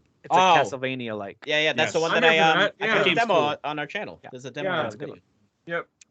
That is a cool looking game. It's very All right. Paw Patrol Grand Prix. No, we'll move on. Okay. Yeah. I'm not even gonna So engage in excited. that. Hard So pass. let's see here. I'm moving into October. Feel free to interrupt because I now that October is cool. Marvel's Midnight Suns is gone, the first half of October is actually surprisingly empty of like big new stuff. Yeah, Until just you get to just Overwatch 2, right? Overwatch Yeah, you guys 2. are excited for that, right, guys? Not really. I honestly don't see a lot of people excited for it. I feel like Yeah, they kind of nobody's killed the talking game about it. Yeah. by making it I free don't to know if play, I've but ever seen a maybe sequel I'm get so wrong. rejected. Maybe ever. I think there's a lot of Yeah. concern Usually, about most the people want a sequel to games, and this game was like the first time I think I've ever seen a community Yeah. completely reject the idea of a Well, sequel. there's a lot of concern about the account progress, which makes sense for a game of service, but they just Yeah. recently made an announcement about how you'll be able to merge accounts or like carry Right. over. So there's something where they're going to help So bring it's like, your what's account the over. point then? You know so what I would mean? this It's be why like not a just- situation if they made like a Fortnite 2? Like, how Or do like- I get all my John yeah. Wick characters over? Or like Rocket Okay, League yeah, 2. Okay, Yeah. sure. So How do I get The Rock over into Fortnite 2? How do I get Dragon Ball Z over into my Fortnite? I don't movies? even want to talk about it. I don't even want to talk about it. all right, what I'm about so mad.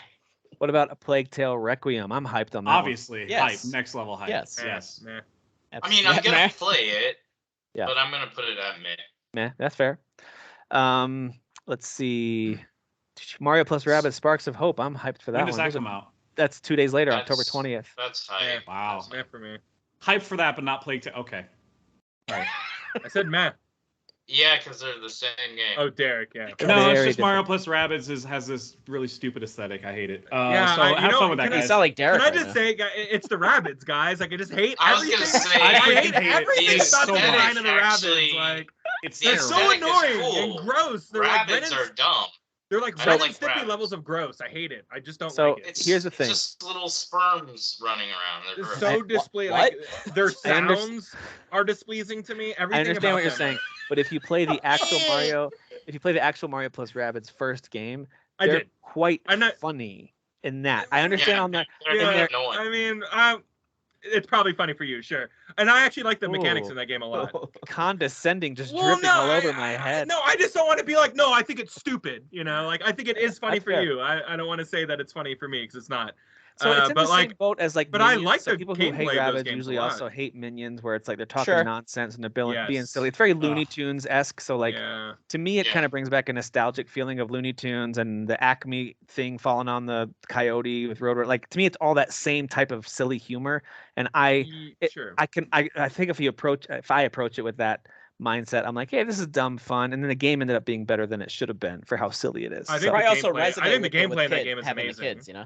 yeah, and I having was gonna kids- Yeah, say I your really your like the exposure. Yeah, to, having kids like, is like a cheat code to that game. That's not fair. Yeah, yeah. true. I think your exposure to like Looney Tunes shit. as soon is as a little more Rabbit than Peach me, started so. taking selfies, I was on board. So, Yeah. Yeah, absolutely. Again, I can't say more good things about like the mechanics in that game, and the fact Yeah, that they like yeah. translated them into like what I would consider like a kids like adjacent like game. It gets where pretty it's- challenging towards the end. It does, but Yeah. like I mean, I think it's trying does to get hard, welcome in yeah. as many people as possible Sure. into a genre that's a little more mature, you know. Right.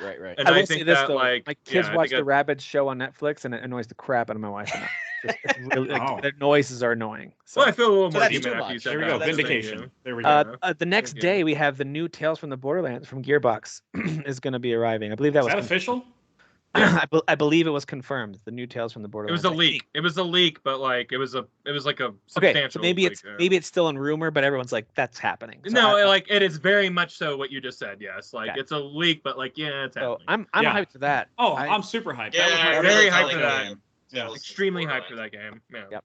And I think it's been a long Are you- enough time without a Tales game that we could I agree with that too. enjoy. So that comes out the same day as Scorn. Am I understanding that right? Scorn is the Wow. same day. Score. Wow. Somber tapestries. Somber I'm really, tapestries. really excited for Scorn. For Man. years, somber tapestries for years.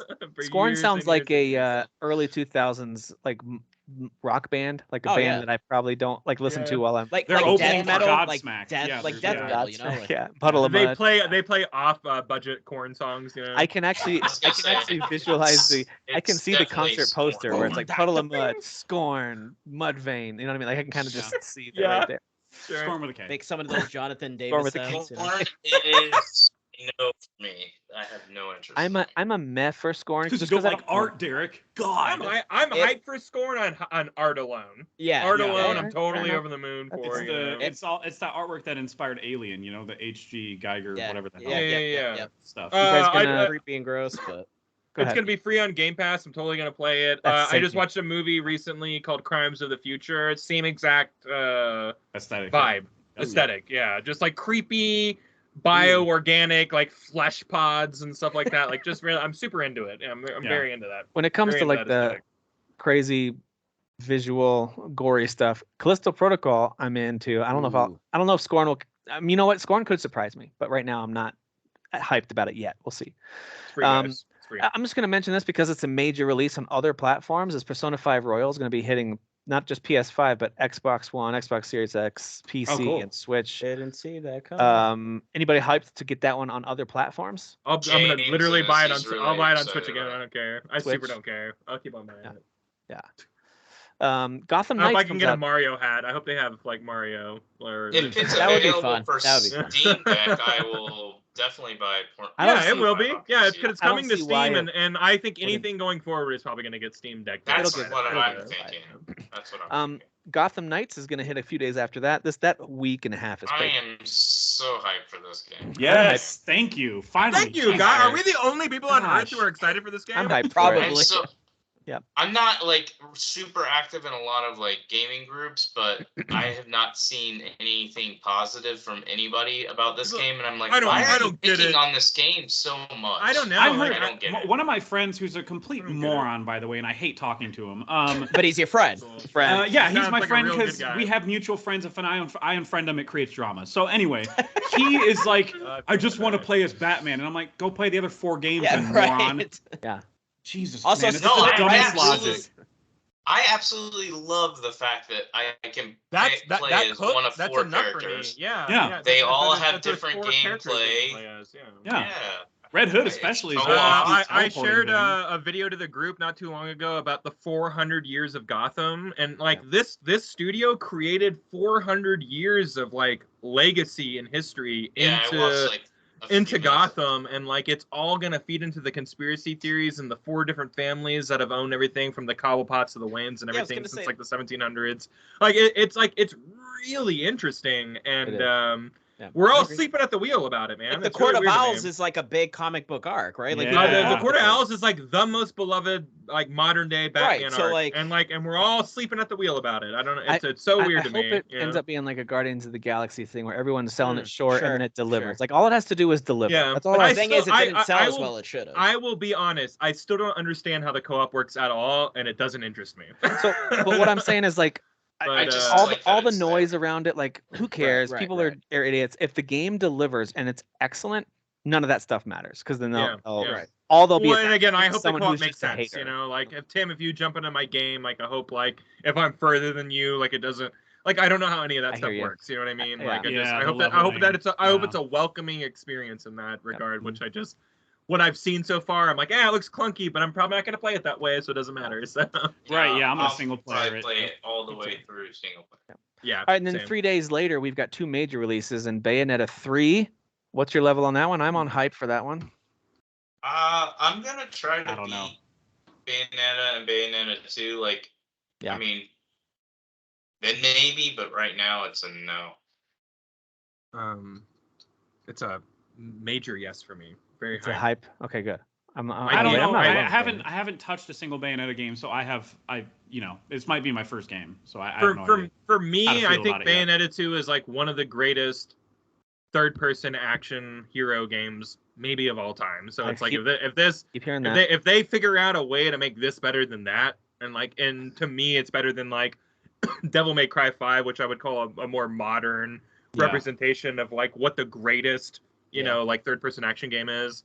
I think we're in for a game that, for me, I'm going to be annoying y'all super hard about it being in the top 5 at the end of the year. And So. Dan, have you played these games yet?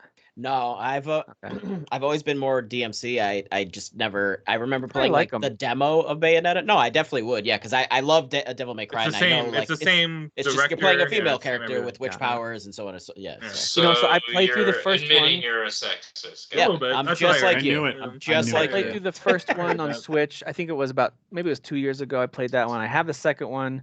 I was always like, I'll play the second one when the third one's closer to coming out. Well, it's time to deliver on that Yeah, statement that I made sure. a long time ago. So You and me I both. Those wait games for are it to so be cheap on discounted. Switch, guys. They're so cheap. I Yeah. own it. I actually just recently re-downloaded it, so it's ready. So I just need to dive into it. I am 6 looking to 8 hours. They're very short. They're like Very- the same length as Devil May Cry games. They're very short. Okay.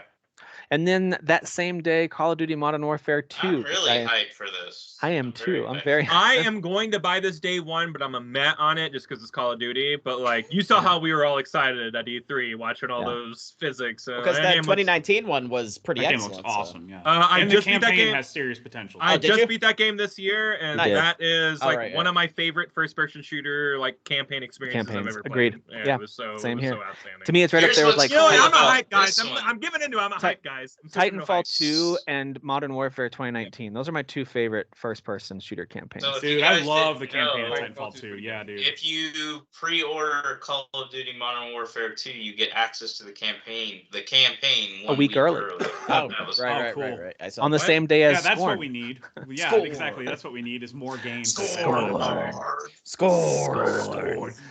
All right.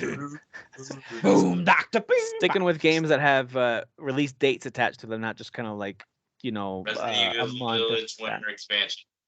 Just Oh. mention that. Yes. Oh yeah, that is coming out too. Yep. That's Harvestella. Yeah. Oh yes.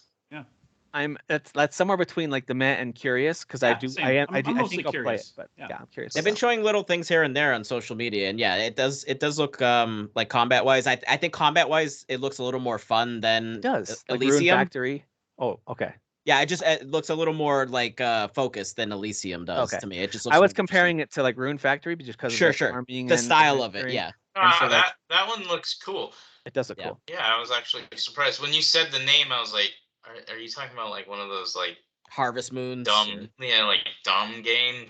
But no, Right, this dumb one games, looks cool. sure. Yeah. It's got. I think it has farming stuff in it, but I We think did it's skip over Star Ocean's Divine Force. Yeah, we Damn. did. For a No. good reason. No. Dan, it's so funny that you're blowing raspberries right now because you're the asshole that got me to play the last game. I'm like, this game's actually pretty good. Wait, hold on. I am so hyped Me? on No, this. no, I didn't. Oh. No, I didn't. No. Yeah, no, it was you, not the last game, but the game before that. Okay. Not Last 4. Hope.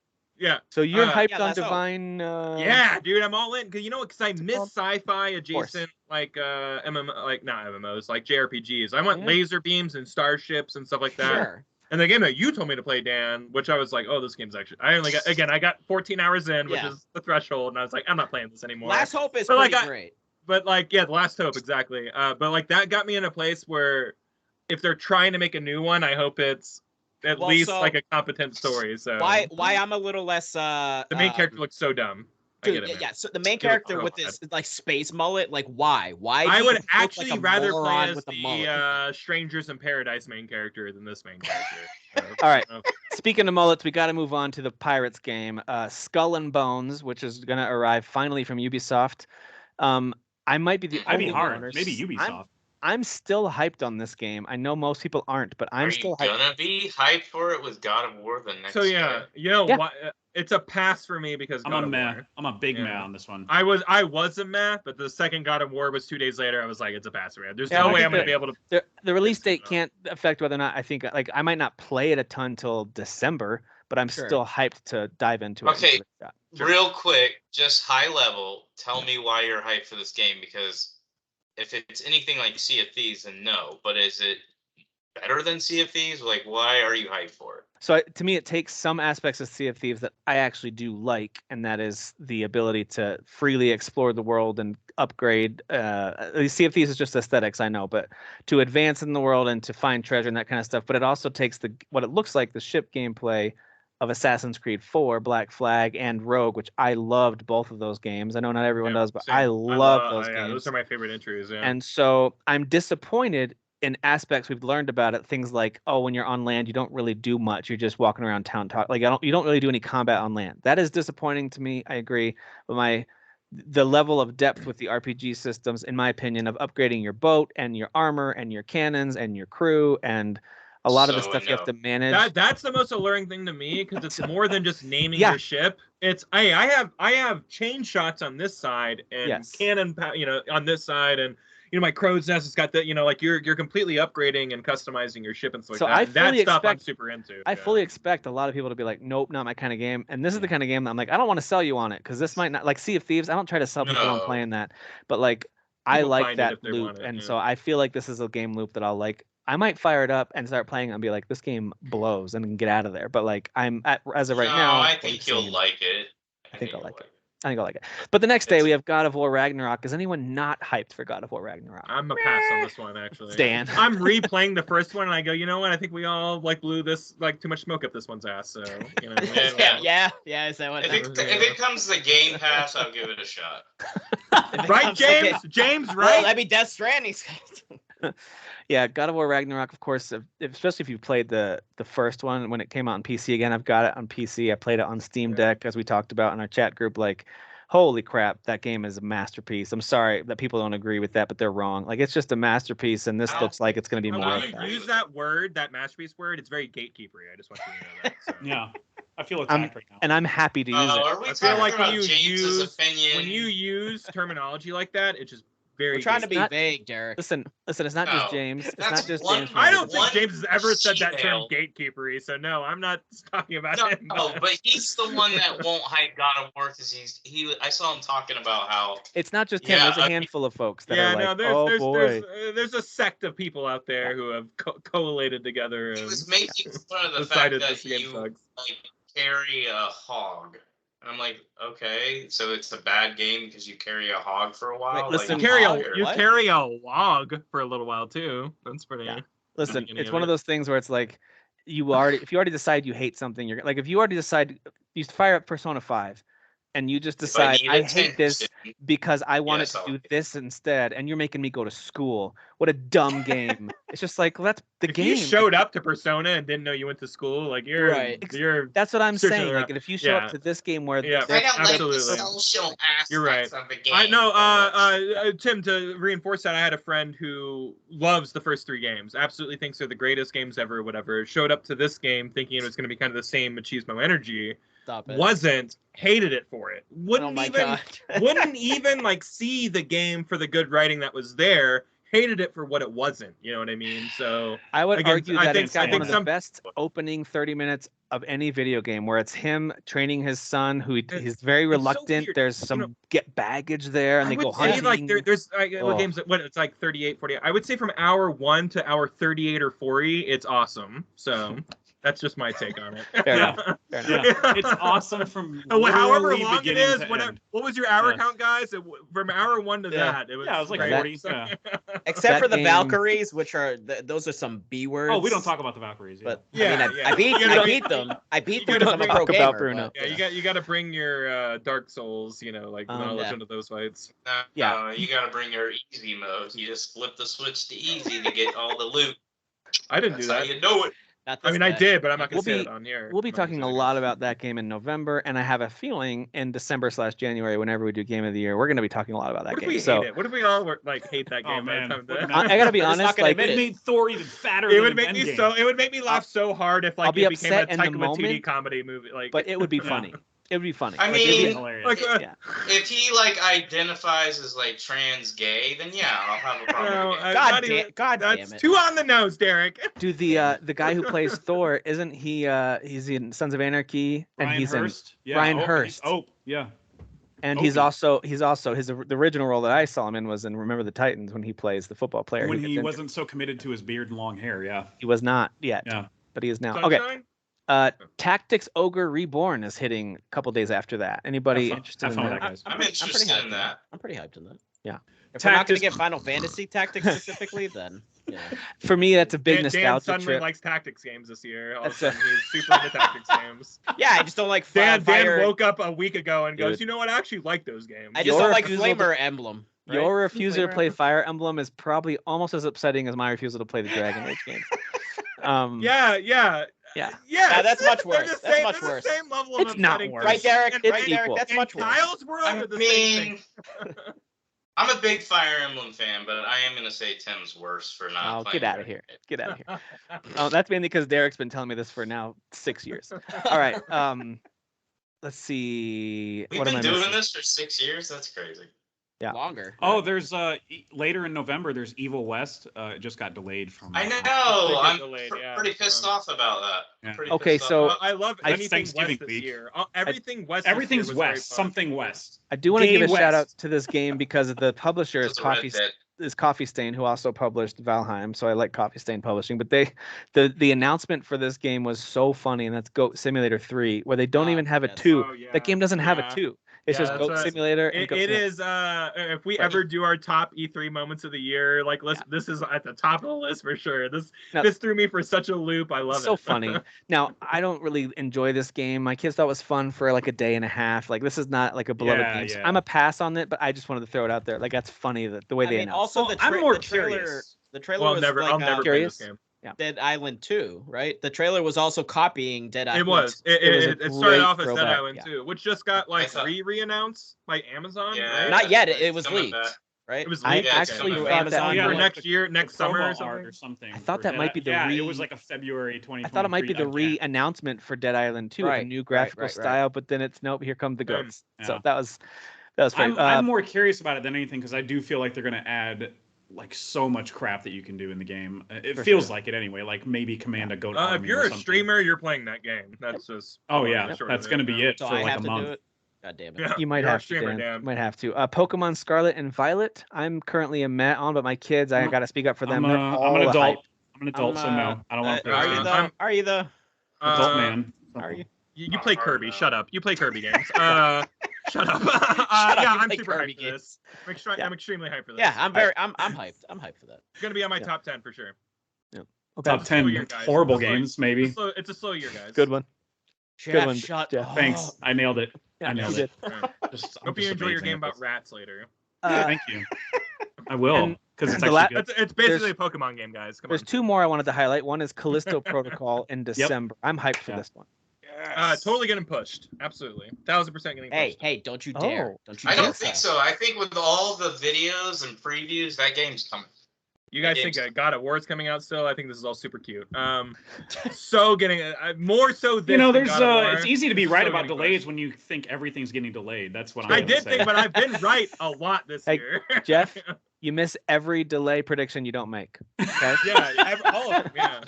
I was You know right what? about. I don't know all of them. Just You know what, Kyle? I'm gonna do one Well, better. it's a 50-50 shot. Hold on. I'm gonna do one better. Even 2023 is getting delayed to 2024. The 2023 is entire getting pushed back. Hey, Yeah, don't you I mean, worry, you're don't right. you- I mean, I'm not There. taking that bet. I agree with 2023 you. is not even gonna happen. It's gonna be Final 2024. Fantasy It's another 16. bye year. We're taking Oh my it's God. bye year part 2. All right. Gonna Well, beat both recently your asses. delayed out of October is High on Life, which is arriving in December.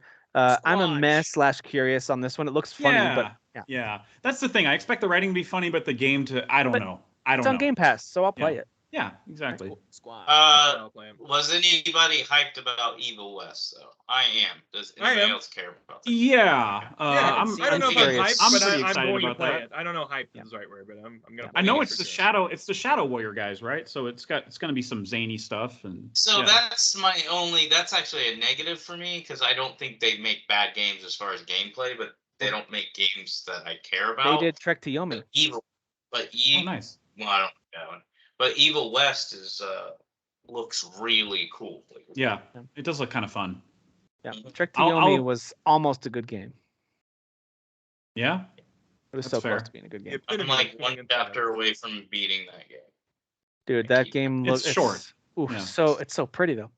Okay, so that's all the ones that have defined release dates. We might get 1 or 2 more, but I wanted to do that mainly because we have had some significant delays, which we'll get to here with a couple of. Actually, we got to them mostly last week with some headlines. You guys You saw just things let that Kyle were delayed. tell us about it since he's such a huge fan of delays. Well, because I'm sentient and I know that they're coming before y'all do. I Because I'm can't help you with that. sentient. All right, Nostradamus. All right, Nostradamus. All right, a couple things to note. Death Stranding is no longer being teased for Game Pass on PC. It is, I believe, confirmed to be coming to Game Pass on PC. Yes. I'm You know, pretty and, sure I, that was and, August if you're, 23rd. and if you're mad about this, go do homework. Touch grass. I don't. So Yeah, there's- go cut the grass. Go do a touch grass. chore or something. I don't know what to tell you. I think the fanboys who hate Xbox and Game Pass, they have two responses to this. One is they're mad because this should be an exclusive, blah, blah, blah, blah, blah. The other one is they're going to downplay it like, oh, congrats on getting a 3-year-old game. Wow, you lose. Like there's those two Yeah. main responses. Yeah, and I'm mad about both of them because the one who's like, the first party, whatever. Why didn't you buy it? Yeah. This game should have been bought way more, and if you're gonna somehow gatekeep the game from other people playing it, you should have purchased it. Everyone should have gone out and purchased it. You know what I mean? So I think I don't think it flopped. I think it made its money back, but like, you know, it's one of those things where it's like didn't sell Call of Duty numbers. There's a whole sect of people out there who didn't buy it. So if this gets that game into those people's hands without them having to have a barrier, it got a real second life on the PC though. From what I heard with sales, it got a real second life. It got a huge second life on the PC. Yeah. So which is Awesome.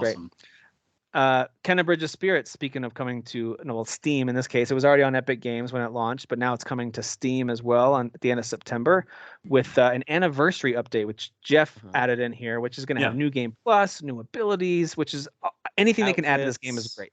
So that's great. I'm excited for that. So that update also, I mean, it doesn't just apply to the PC version that's going to go on sale, but obviously the PS, is it just 5 that it was on?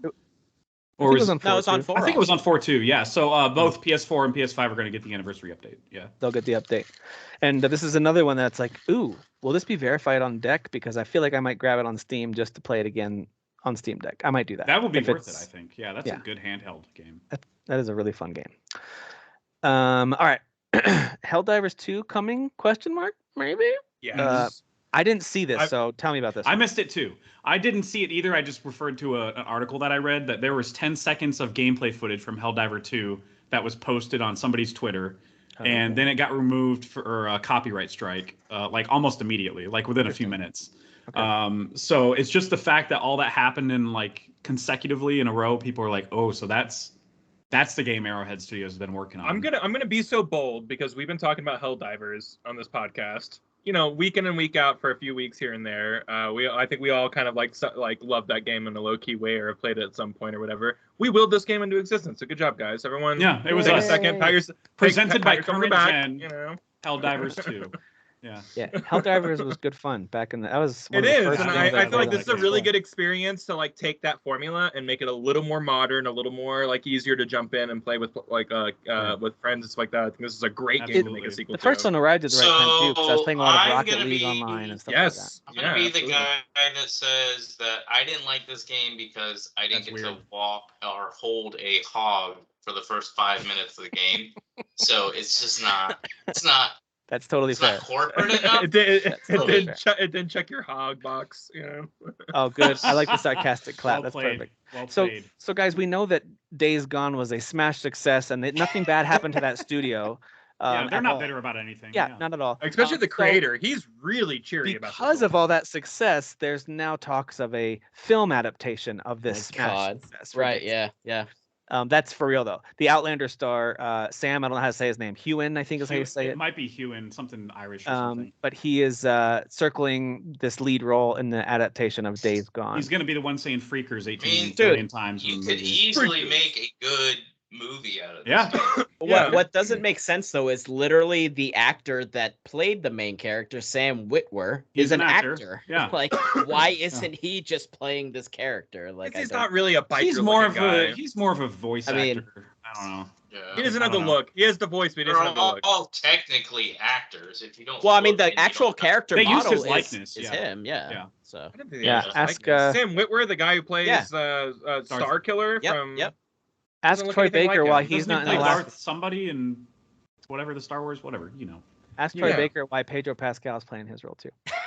Let's ask him. That guy can grow a beard. I do think it's interesting that the writer that they're gonna hire for it is the guy who did like Up in the Air and was nominated for an Oscar and stuff. So like they're clearly taking it seriously. Sure. And if that's the case, then where's the second game? I'm just wondering. Yeah. It is another one that it hit PC, and I did see it. It did chart there for a bit on PC, like as far as like consecutive players and stuff like that. I can hear this game director's eyes rolling in the back of his head so hard right now. Like, yeah. Just so much anger. Just so much what? Yeah, it's Sony, echoing. I assume they own It's the rights to this or something. Like, I know. Game, well, we talked about licensing. stuff that we're hyped about. We might have more stuff to get hyped about here in a couple of weeks when D23 takes place, because Disney said that Disney and Marvel Games is going to have a showcase, including the new Marvel game from Amy Hennig on September 9th.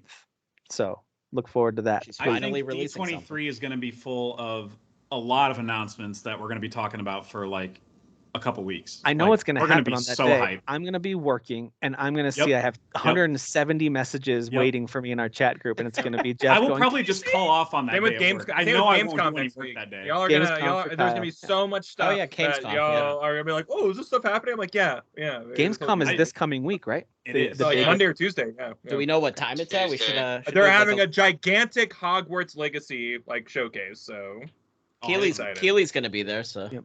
Yeah, they'll have opening night live. I will say about D23, I think that Scoopsters, the people that have like Patreons and stuff, and they have sources at Marvel, said that Fantastic Four director and cast is going to be announced, and the Thunderbolts cast is going to be announced. So that's the type of big crap we're going to be talking about.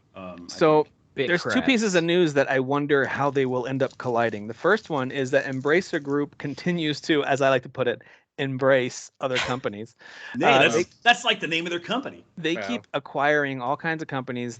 But right now the biggest acquisition I thought was the IP for The Hobbit and Lord of the Rings. That's insane to me that they got I really didn't understand that it extended into movies, because I thought Amazon already owned that. Like movies and TV, like I thought like Amazon owned that already. That's how they're making their show. It says I think it's just a show. For them. So that guy, that surprised me, because they were like, so we just got this, guys, and guess what? There's an Aragorn movie, there's a Gandalf movie, there's a Gollum movie. I'm like, oh, y'all announced 3 movies so the day that y'all acquired this. I imagine this has to do with like the timing of those things, or maybe the agreement for the Amazon show is kind of separate. I have no idea. Just give me an open world Lord of the Rings RPG. That's all I want. I care so little about an Aragorn movie. All right. Yeah, I want an open world RPG, a Lord of the Rings game. That's what I want. You don't want to see angsty teenage Aragorn? I don't give a shit about the Aragorn movie. I don't care about any. But they're also looking to acquire some other video game companies in addition to those major IPs, including Limited Run Games, Sing Tricks, Tuxedo Labs, and Tripwire, who made Maneater a couple years ago. And just so you all know, I heard it's just a rumor, but I think they came out and said that they were planning on making another Deus Ex. So I'm really excited these guys are buying all this stuff. Deus Ex was one of the first games that they like said out loud after they acquired all those games. Yeah, I think Tomb Raider 2 was right. Tomb Raider. I mean, obviously, Tomb Raider. Tomb Raider had is a moneymaker. Here's what's interesting with that announcement of them acquiring that IP. I don't know if this affects the other announcement that I saw that Take-Two officially announced that they're working on a new Middle-earth game that's going to be published by Private Division. It's being worked on by I don't know how to say this correctly, the Weta Workshop, I think is how you say it. Yeah. Weta Workshop. Okay. So this is the special effects company, of course, that opened up their video game, I guess, department in 2014. Yeah, that's right. I remember we talked about recently their video game division, because I think somebody bought them. It might have been, I can't remember who it was. Somebody bought them. I mean, they've, of course, been doing movie special effects for years and years. It might have just been Take-Two that bought them. That's probably why they're announcing this. But yeah, they were responsible, like you said, for all the freaking movies, the Lord of the Rings. So, I mean, there's nobody better, honestly. Yep, they didn't say what the game is. Is it an open world game like Derek just said he wants? We don't know, but we just know that's in the works. Please. I mean, it's Take-Two Publishing, so it definitely could be. Yeah. But they publish like freaking Grand Theft Auto, right? They publish the Rockstar stuff. Yep. THQ Nordic has teased a new South Park video game. So when you hear that and you think, well, why not Ubisoft? What happened? Well, THQ was originally going to make the Stick of Truth game, but then Ubisoft got the rights to that when THQ went under. And I think the rights we mentioned this year went up for sale or whatever. Nordic and it just defaulted back to THQ. Yeah.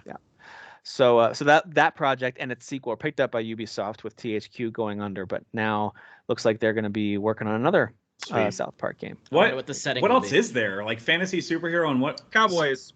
Cowboys and Cowboys and whatever. I'm sure that won't or be just the racist at all. future sci-fi. Sci-fi. Yeah, you could do Star Trek or Star Wars, and like have like there's already comedy there with like Butters maybe playing Star Wars and Cartman being like, damn it, in fact, if it's not Star Trek, Star Wars, sci-fi, like I'd be completely surprised. Yeah. Well, we already talked about how Gamescom Big Night is on the 23rd, which is coming up this week. So make sure you check that out, especially the Hogwarts Legacy thing, which is pretty cool. We talked about High on Life being pushed back into December because everything's delayed, right, Kyle? And I don't make the rules, guys. I'm just letting you guys know. It's like MJ said in No Way Home, you gotta expect disappointment, so you never be disappointed. Sometimes, you got a Spider-Man when you spider, you know. We did see that the Tales from the Borderlands game, the leak of the release date, which I think everyone's pretty much taking as being accurate, because the Amazon listing was it sounded very complete. Like it sounded like, but who knows, man? It could be totally fake.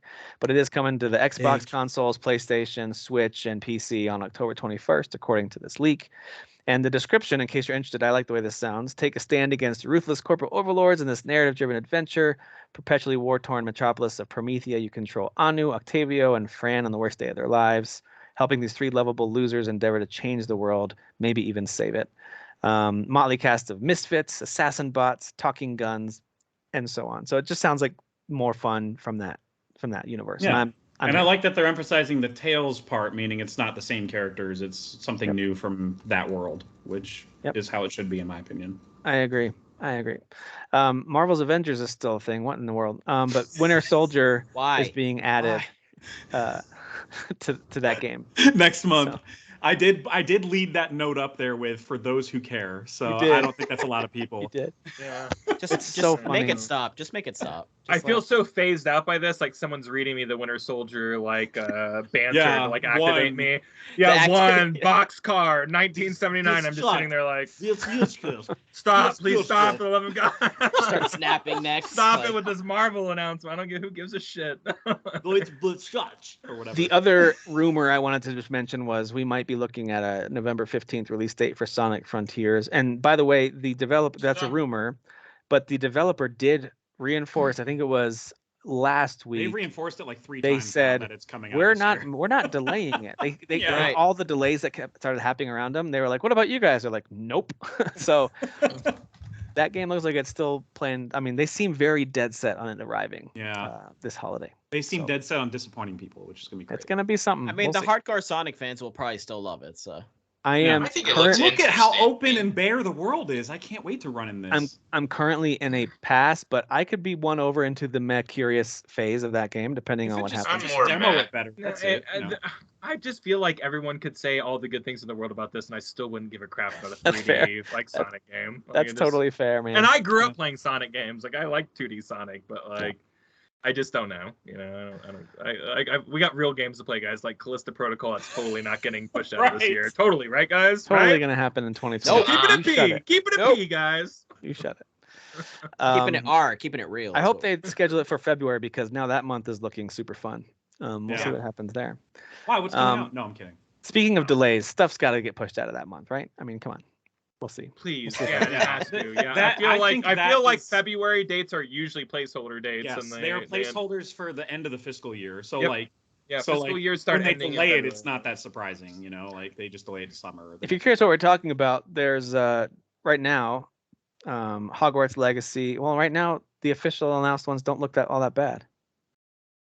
It's all the rumored March, and leaked ones. So we've got Forspoken and Dead Space right at the end of January, and then there's a Dead Island 2. That's awesome too. Like what a great January bang for those two games. Yeah. And then Resident Evil 4 is in March. So I guess it's not as crowded as I thought. Maybe. You mentioned what was the one you just mentioned for February? Hogwarts Legacy.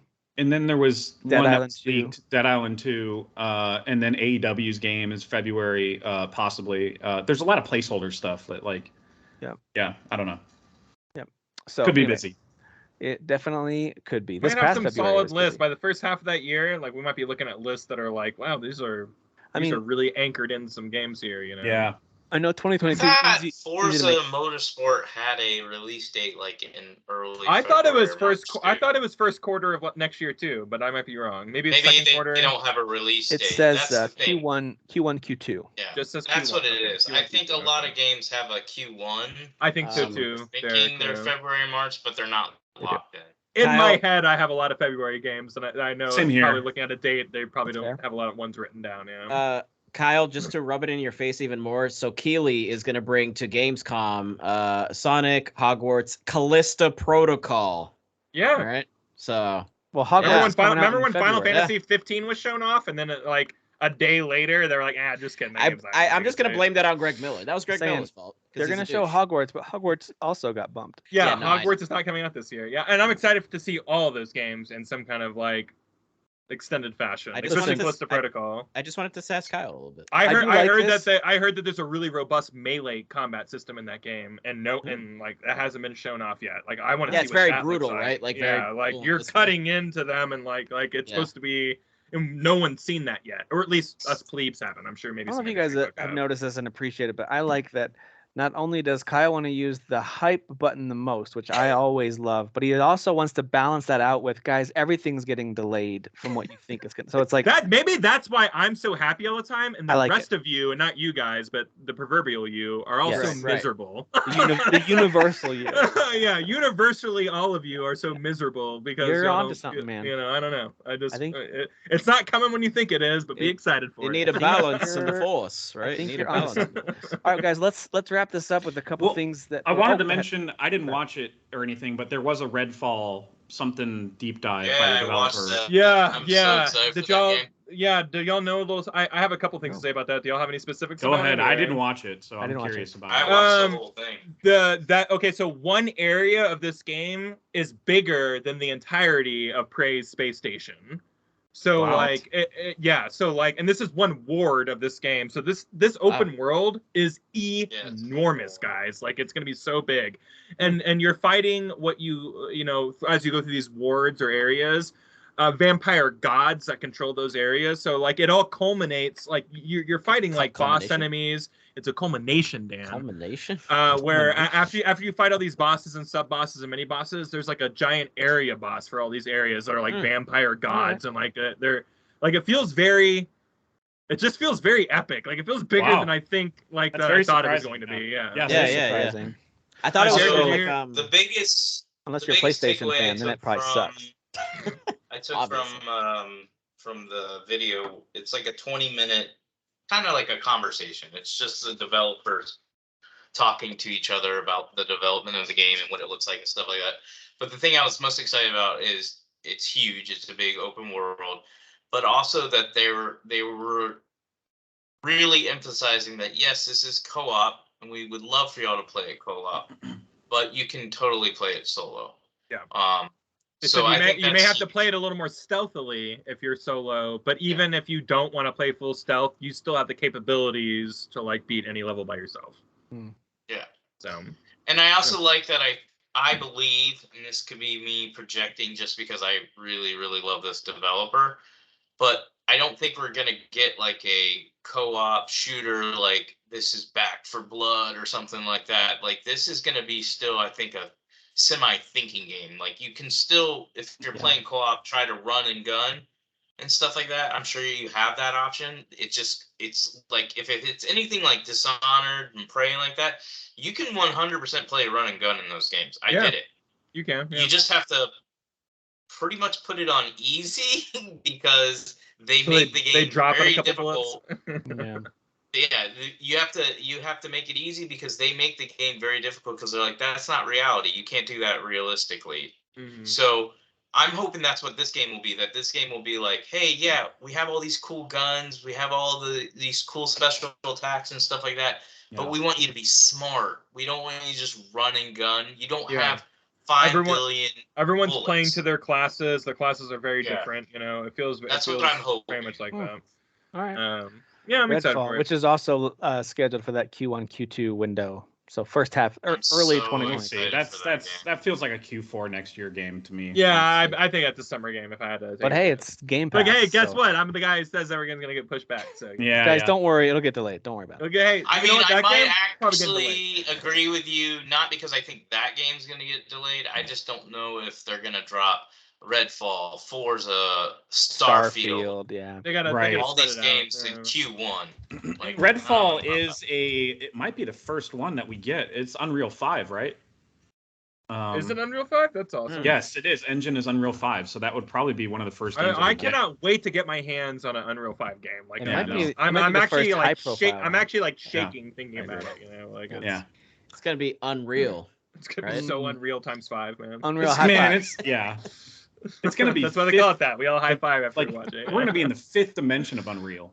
Yeah, I hope Reality so. beyond I our hope own, I just well, it's so unreal after I turn it off every single time. All right, there's a few things that we've been watching to close this episode out this week. I just wanted to mention it because you guys did a big Marvel chat, and I have been catching up on my Marvel stuff. I was behind on a Yes. couple of movies. You watched the best movie yet, Eternals. I'm just kidding. That movie.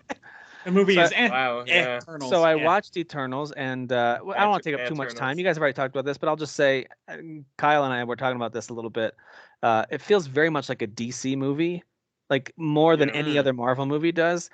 To be fair, if it were a DC movie, it'd be one of the better, like it'd be an upper would. tier DC You're movie. right. You're right. And I hope someone's mad You're about that right. that you just said. And that. I hope someone's mad about that. I Yeah, really. I hope someone heard that and was just like, Tim, I thought you were one of us. I definitely disagree. I think See, there's good. plenty You know, of I'm good glad DC it's you, to be honest. movies. Yeah, there That's fine. are. I feel like half of them are Yeah, good I'm and half fine of them with are it nasty being me crap. too. Yeah. I'm saying it would I be in don't the upper think tier. that movie was terrible, Eternals, but I don't think Yeah. it's good. It's- And I so don't it's- think a it's- lot of the recent Marvel movies have been that good. I agree with that. I think that it's on the lower tier, but I think it's pretty consistent with what we've seen in Phase 4, where there's some ups and downs. But the Yeah. lowest, like the floor isn't very low. It's just not to the highs that we. I mean, Yeah, their The version last- of bad is meh at yes.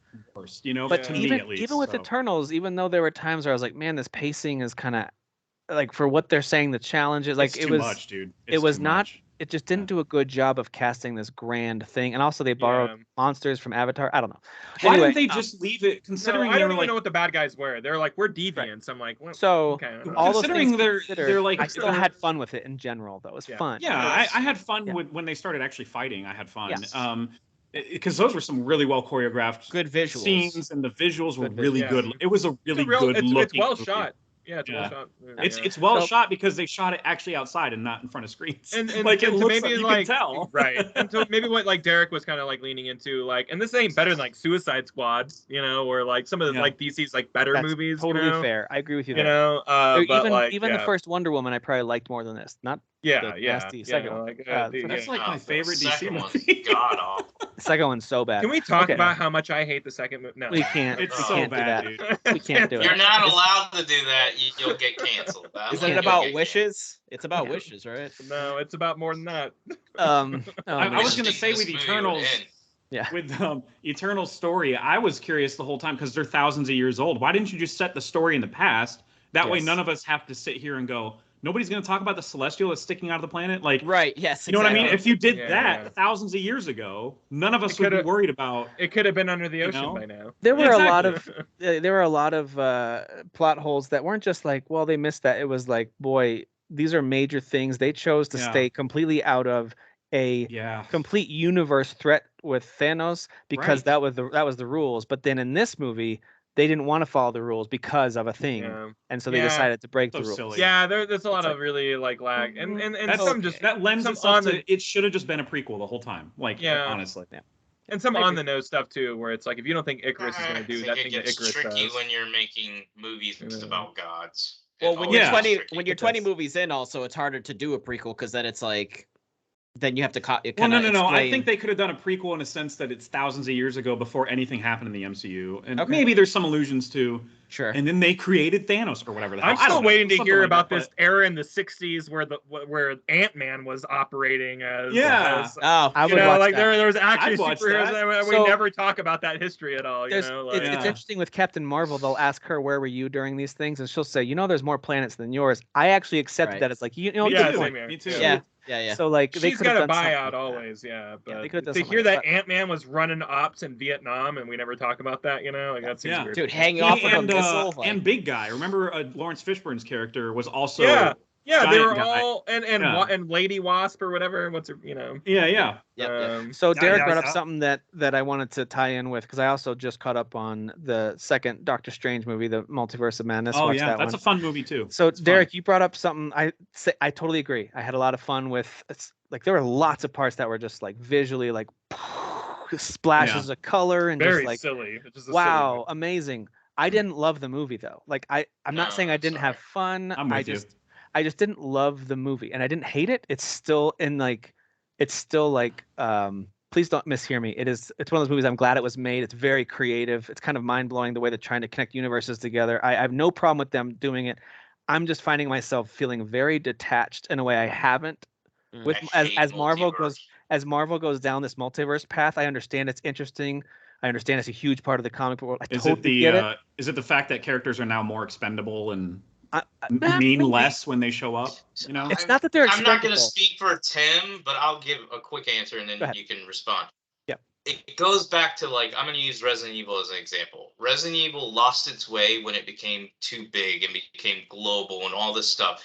And when it returned to its roots, everybody went, I love it when it's smaller scale. That's what people want. We want smaller scale. When you get big and you start throwing multi-universes and you start throwing 50 gazillion other characters and this huge travesty that's happening, or this is going to destroy the universe and this planet, people stop believing it because they're like, dude, how many times is that going to happen? We saw it with Thanos, though. Yeah, exactly. It's like, I don't know. I like smaller scale stuff, and I think a lot of these companies lose that because they keep trying to.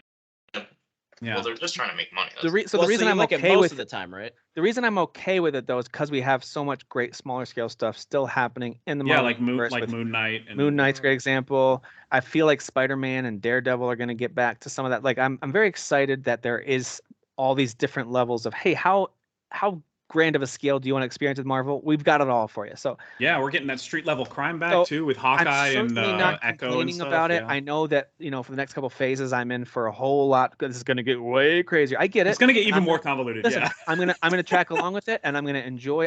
The casts are amazing. The scripts are great. Like I've got no issues with that. I'm finding myself feeling very detached from it, and I think it's a lot of it's what Derek said because of the and that's totally fine. But I did have a lot of fun with the movie, just like with Eternals. Like I really enjoyed it, even if I didn't personally feel nearly as invested as when we watched the first Iron Man and the first Thor. And I just, in my mind, I'm like, what am I not connecting to here? See, that's what I would even say that's the same with the freaking new Thor, even though that one does not have anything to do with multiverse on almost any level, except for maybe there's a post-credit scene that has to do with it. But it's mostly his story and about trying to stop a guy who's killing gods. He's also somewhere super far away.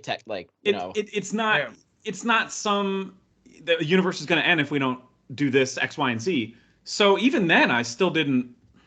I know, Kyle, I know you liked it more. I still didn't connect to that movie. Yeah, but that's the thing is, I hope that everyone can understand is I agree with everything that you guys are saying, but also I can still enjoy it more than you. Totally. You know what I mean? I'm just jealous. It doesn't connect with this. It doesn't do that. It doesn't do that. You're not allowed to do that. Yeah, I know, and I love that it eats y'all alive and keeps you awake at night. See, I was gonna say I'm actually the opposite of Derek. I like the big stuff, but I like it to build in a coherent fashion. I feel like it has to be coherent. My thing is that I hope we're all understand. This is still phase one of this. Well, sure, right. You know what I mean? So we're all complaining about the setting, and we haven't seen now that the setting has been placed.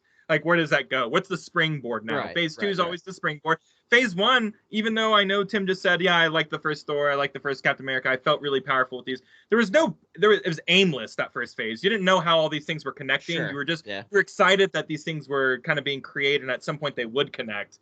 Right now, we're kind of in that same nebulous state where it's how is all this stuff kind of connecting and what does it make sense. That's totally It's hard to fair. grab. It's hard to grab a hold of something. I think phase 2, which also, guys, remember, if we're talking about mirrors, phase 2 wasn't the most beloved phase of wasn't. either.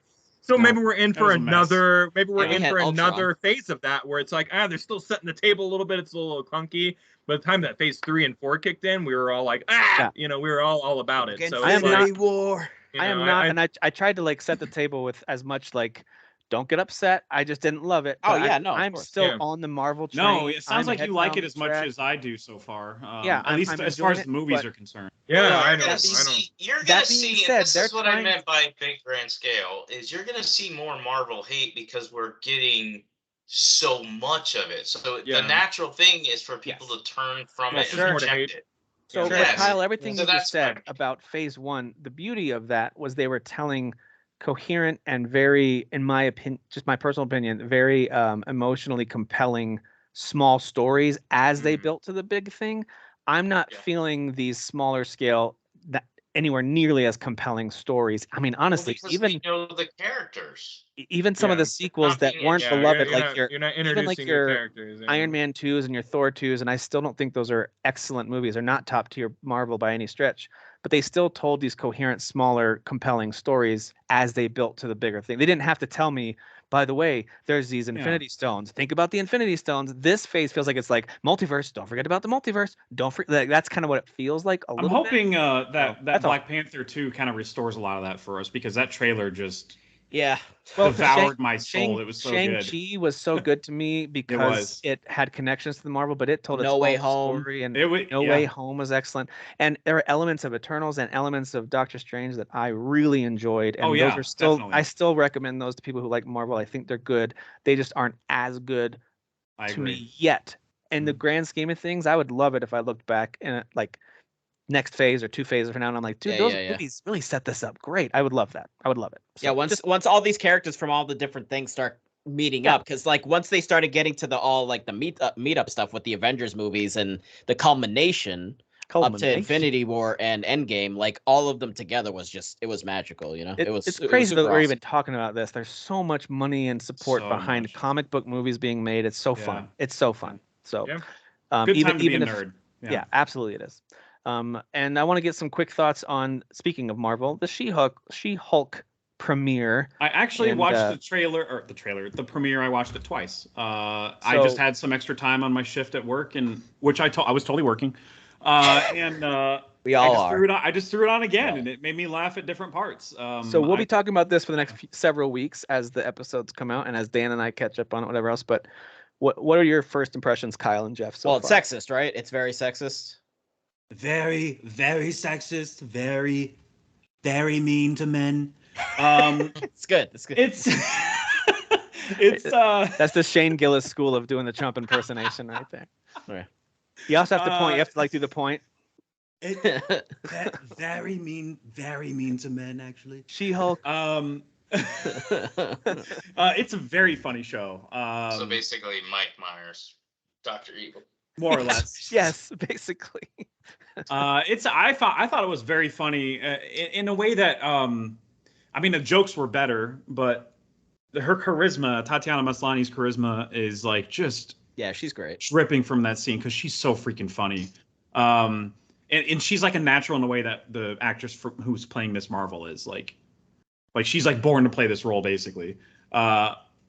But her jokes, I don't know, her jokes just land better for me. Even though they're jokes I've heard in Marvel, especially many times before, she's just delivering them in such a fresh way that it makes me laugh.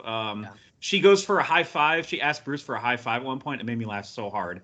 Her delivery was so straight faced, and it was just, she's just so good. And then there's, it sounds like every episode has this, but there is a post credit scene in the premiere. It's so funny. It's got such a good punchline. The best part of the whole, worth the price of admission. It's definitely the best part of the episode.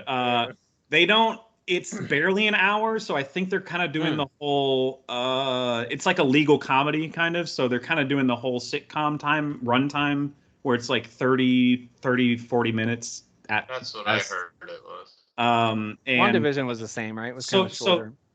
Yeah, it was, and they were doing that deliberately to mirror the shows that they were emulating. Yep. So in this, you're not really gonna get a lot of like superhero action. At least not yet. At least what they showed in the premiere wasn't very good. Well, and just all the reports of how the This- VFX for this the show was a mess, apparently. Yeah, So, it sounds like it sounds like the artist. They were like, hey, actually, can you write more scenes of her just being a human because we don't have the money to shoot the scene with her being the Hulk right now. Oh Like my there was God. a lot of that. Yeah, it was a mess. Well, Yeah. with that being said, I'm surprised that it looked as good as it did because the trailers made it look like a mess. The VFX. Yeah, I feel like people are really, and like I made a post about this earlier where I was just like, dude, Marvel CG looks like garbage compared to where we started and where we should be now 20 to 30 years later or whatever. Yeah. But like even like believing in that when I'm watching this, I'm like, well, I don't need it to be any better. It's a TV show. You know what I mean? I'm not sitting in a That's a good point. Yeah, you got to multi-billion dollar. I'm watching a TV show. Yeah. This is better than anything that's on the Sci-Fi Network. It's not going I to have the promise same you. budget as a Promise. movie. Point out one show on the I mean, Sci-Fi Network that maybe looks not anywhere maybe near not this good. Resident Alien, but it is it's up there.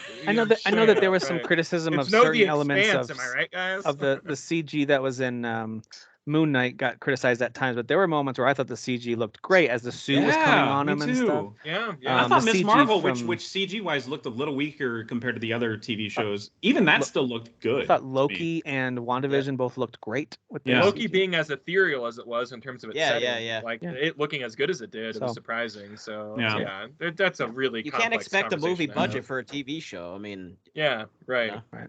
There is I don't know if, Dan, we live in an entitled world. I mean, they can 100%. expect it, but Yeah, they're not and going to. we can and we will.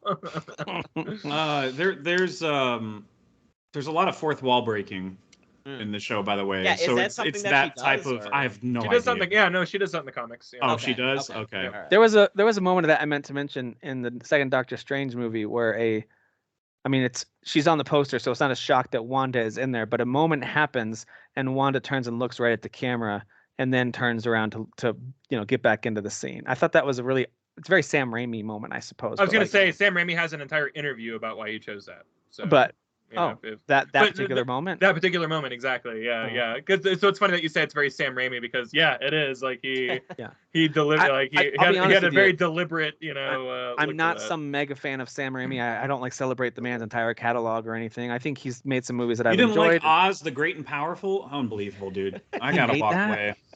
Yeah, he did. Oh, I don't know. like that. I don't know who had dirt on him to make that move, force him to Wow. make that move. but- Anyway, all that to say, I noticed that sometimes there's that little, but it wasn't Sam a wink. Raimi-isms. It wasn't a wink. It was almost like it was to scare you, the viewer, a little bit. And so I understand. Yeah, and you know what? There were fans. I'm friends with people that just absolutely love Elizabeth Olsen. Like, and that moment like resonated with them way more than it did with me. I just went, oh yeah, that was a moment that happened. Like, I mean, I didn't feel any one way or the other about it. It But some stood out people to were me, like but- obsessed with it. Anyway. Yeah, I don't know if I had obsessed with any it. major feelings about it. That's kind of Yeah, I just thought of it. oh, she spiked the camera because she's so powerful she can like see through the fourth dimension. Like, okay, Yeah, I whatever. thought of it when you mentioned. Then next scene and go. Like I never, I never really. To me, dwelled the on it, best, to be honest. the best I use of forgot that about is it. in Deadpool, hands down. It's the Yeah, best yeah. fourth wall breaking. Absolutely. Yeah. Well, he's the First. king of it. You know He's what the I king. mean? So I am Right. excited Yeah. to watch more She-Hulk. My understanding is there are a lot more Marvel characters, some of which they have not shown us yet. Yeah, she's a really lot of Marvel playing, characters showing up in that this one. actress is really playing up the cameos, like in this. Yeah. Like it's just wall to Like wall either cameos, whatever. because she's a lawyer and she outs herself as a superhero in the first episode. I mean, you see it in the trailers that she's very openly Hulk. Because of that, How I think brave of her. I think- Let's just take a minute to just Is say. Jeez. But is it stunning? How brave of her. Yeah, if she's Not stunning, there, though, the because show, the whole Not- show is stunning. very The brave, whole but not show is stunning stunning. because the CG's rough. That's why. Gotcha. So, Yeah. so I feel like superheroes are going to start coming to her, and villains are going to start coming to her for help in the courts, and that's going to become that type of show. At least I hope it is. Yeah, Because we all know that Murdoch is still in the closet. I personally really walked into this show thinking I was gonna hate it. I don't really like the character. I thought Yeah. I heard about the fourth wall breaking and I was like, dumb. Yeah, I kind of thought it I was dumb, don't. too. I think the justice system is a joke, so like I don't watch shows about it. Sure. So it's like there are so many things that were like working against this show, and I'm telling you, I sat down and watched this episode with my roommate, laughed the entire time. I've never been exposed to this girl that Jeff's been talking about forever because of Orphan Black. Yeah. There's yada yada yada about Parks that and show. Rec. Like, Episode like of it's Parks good or and Rec, something. right? I don't know. Yeah, Parks and Rec. She had a But like Parks and Rec arc. Yeah.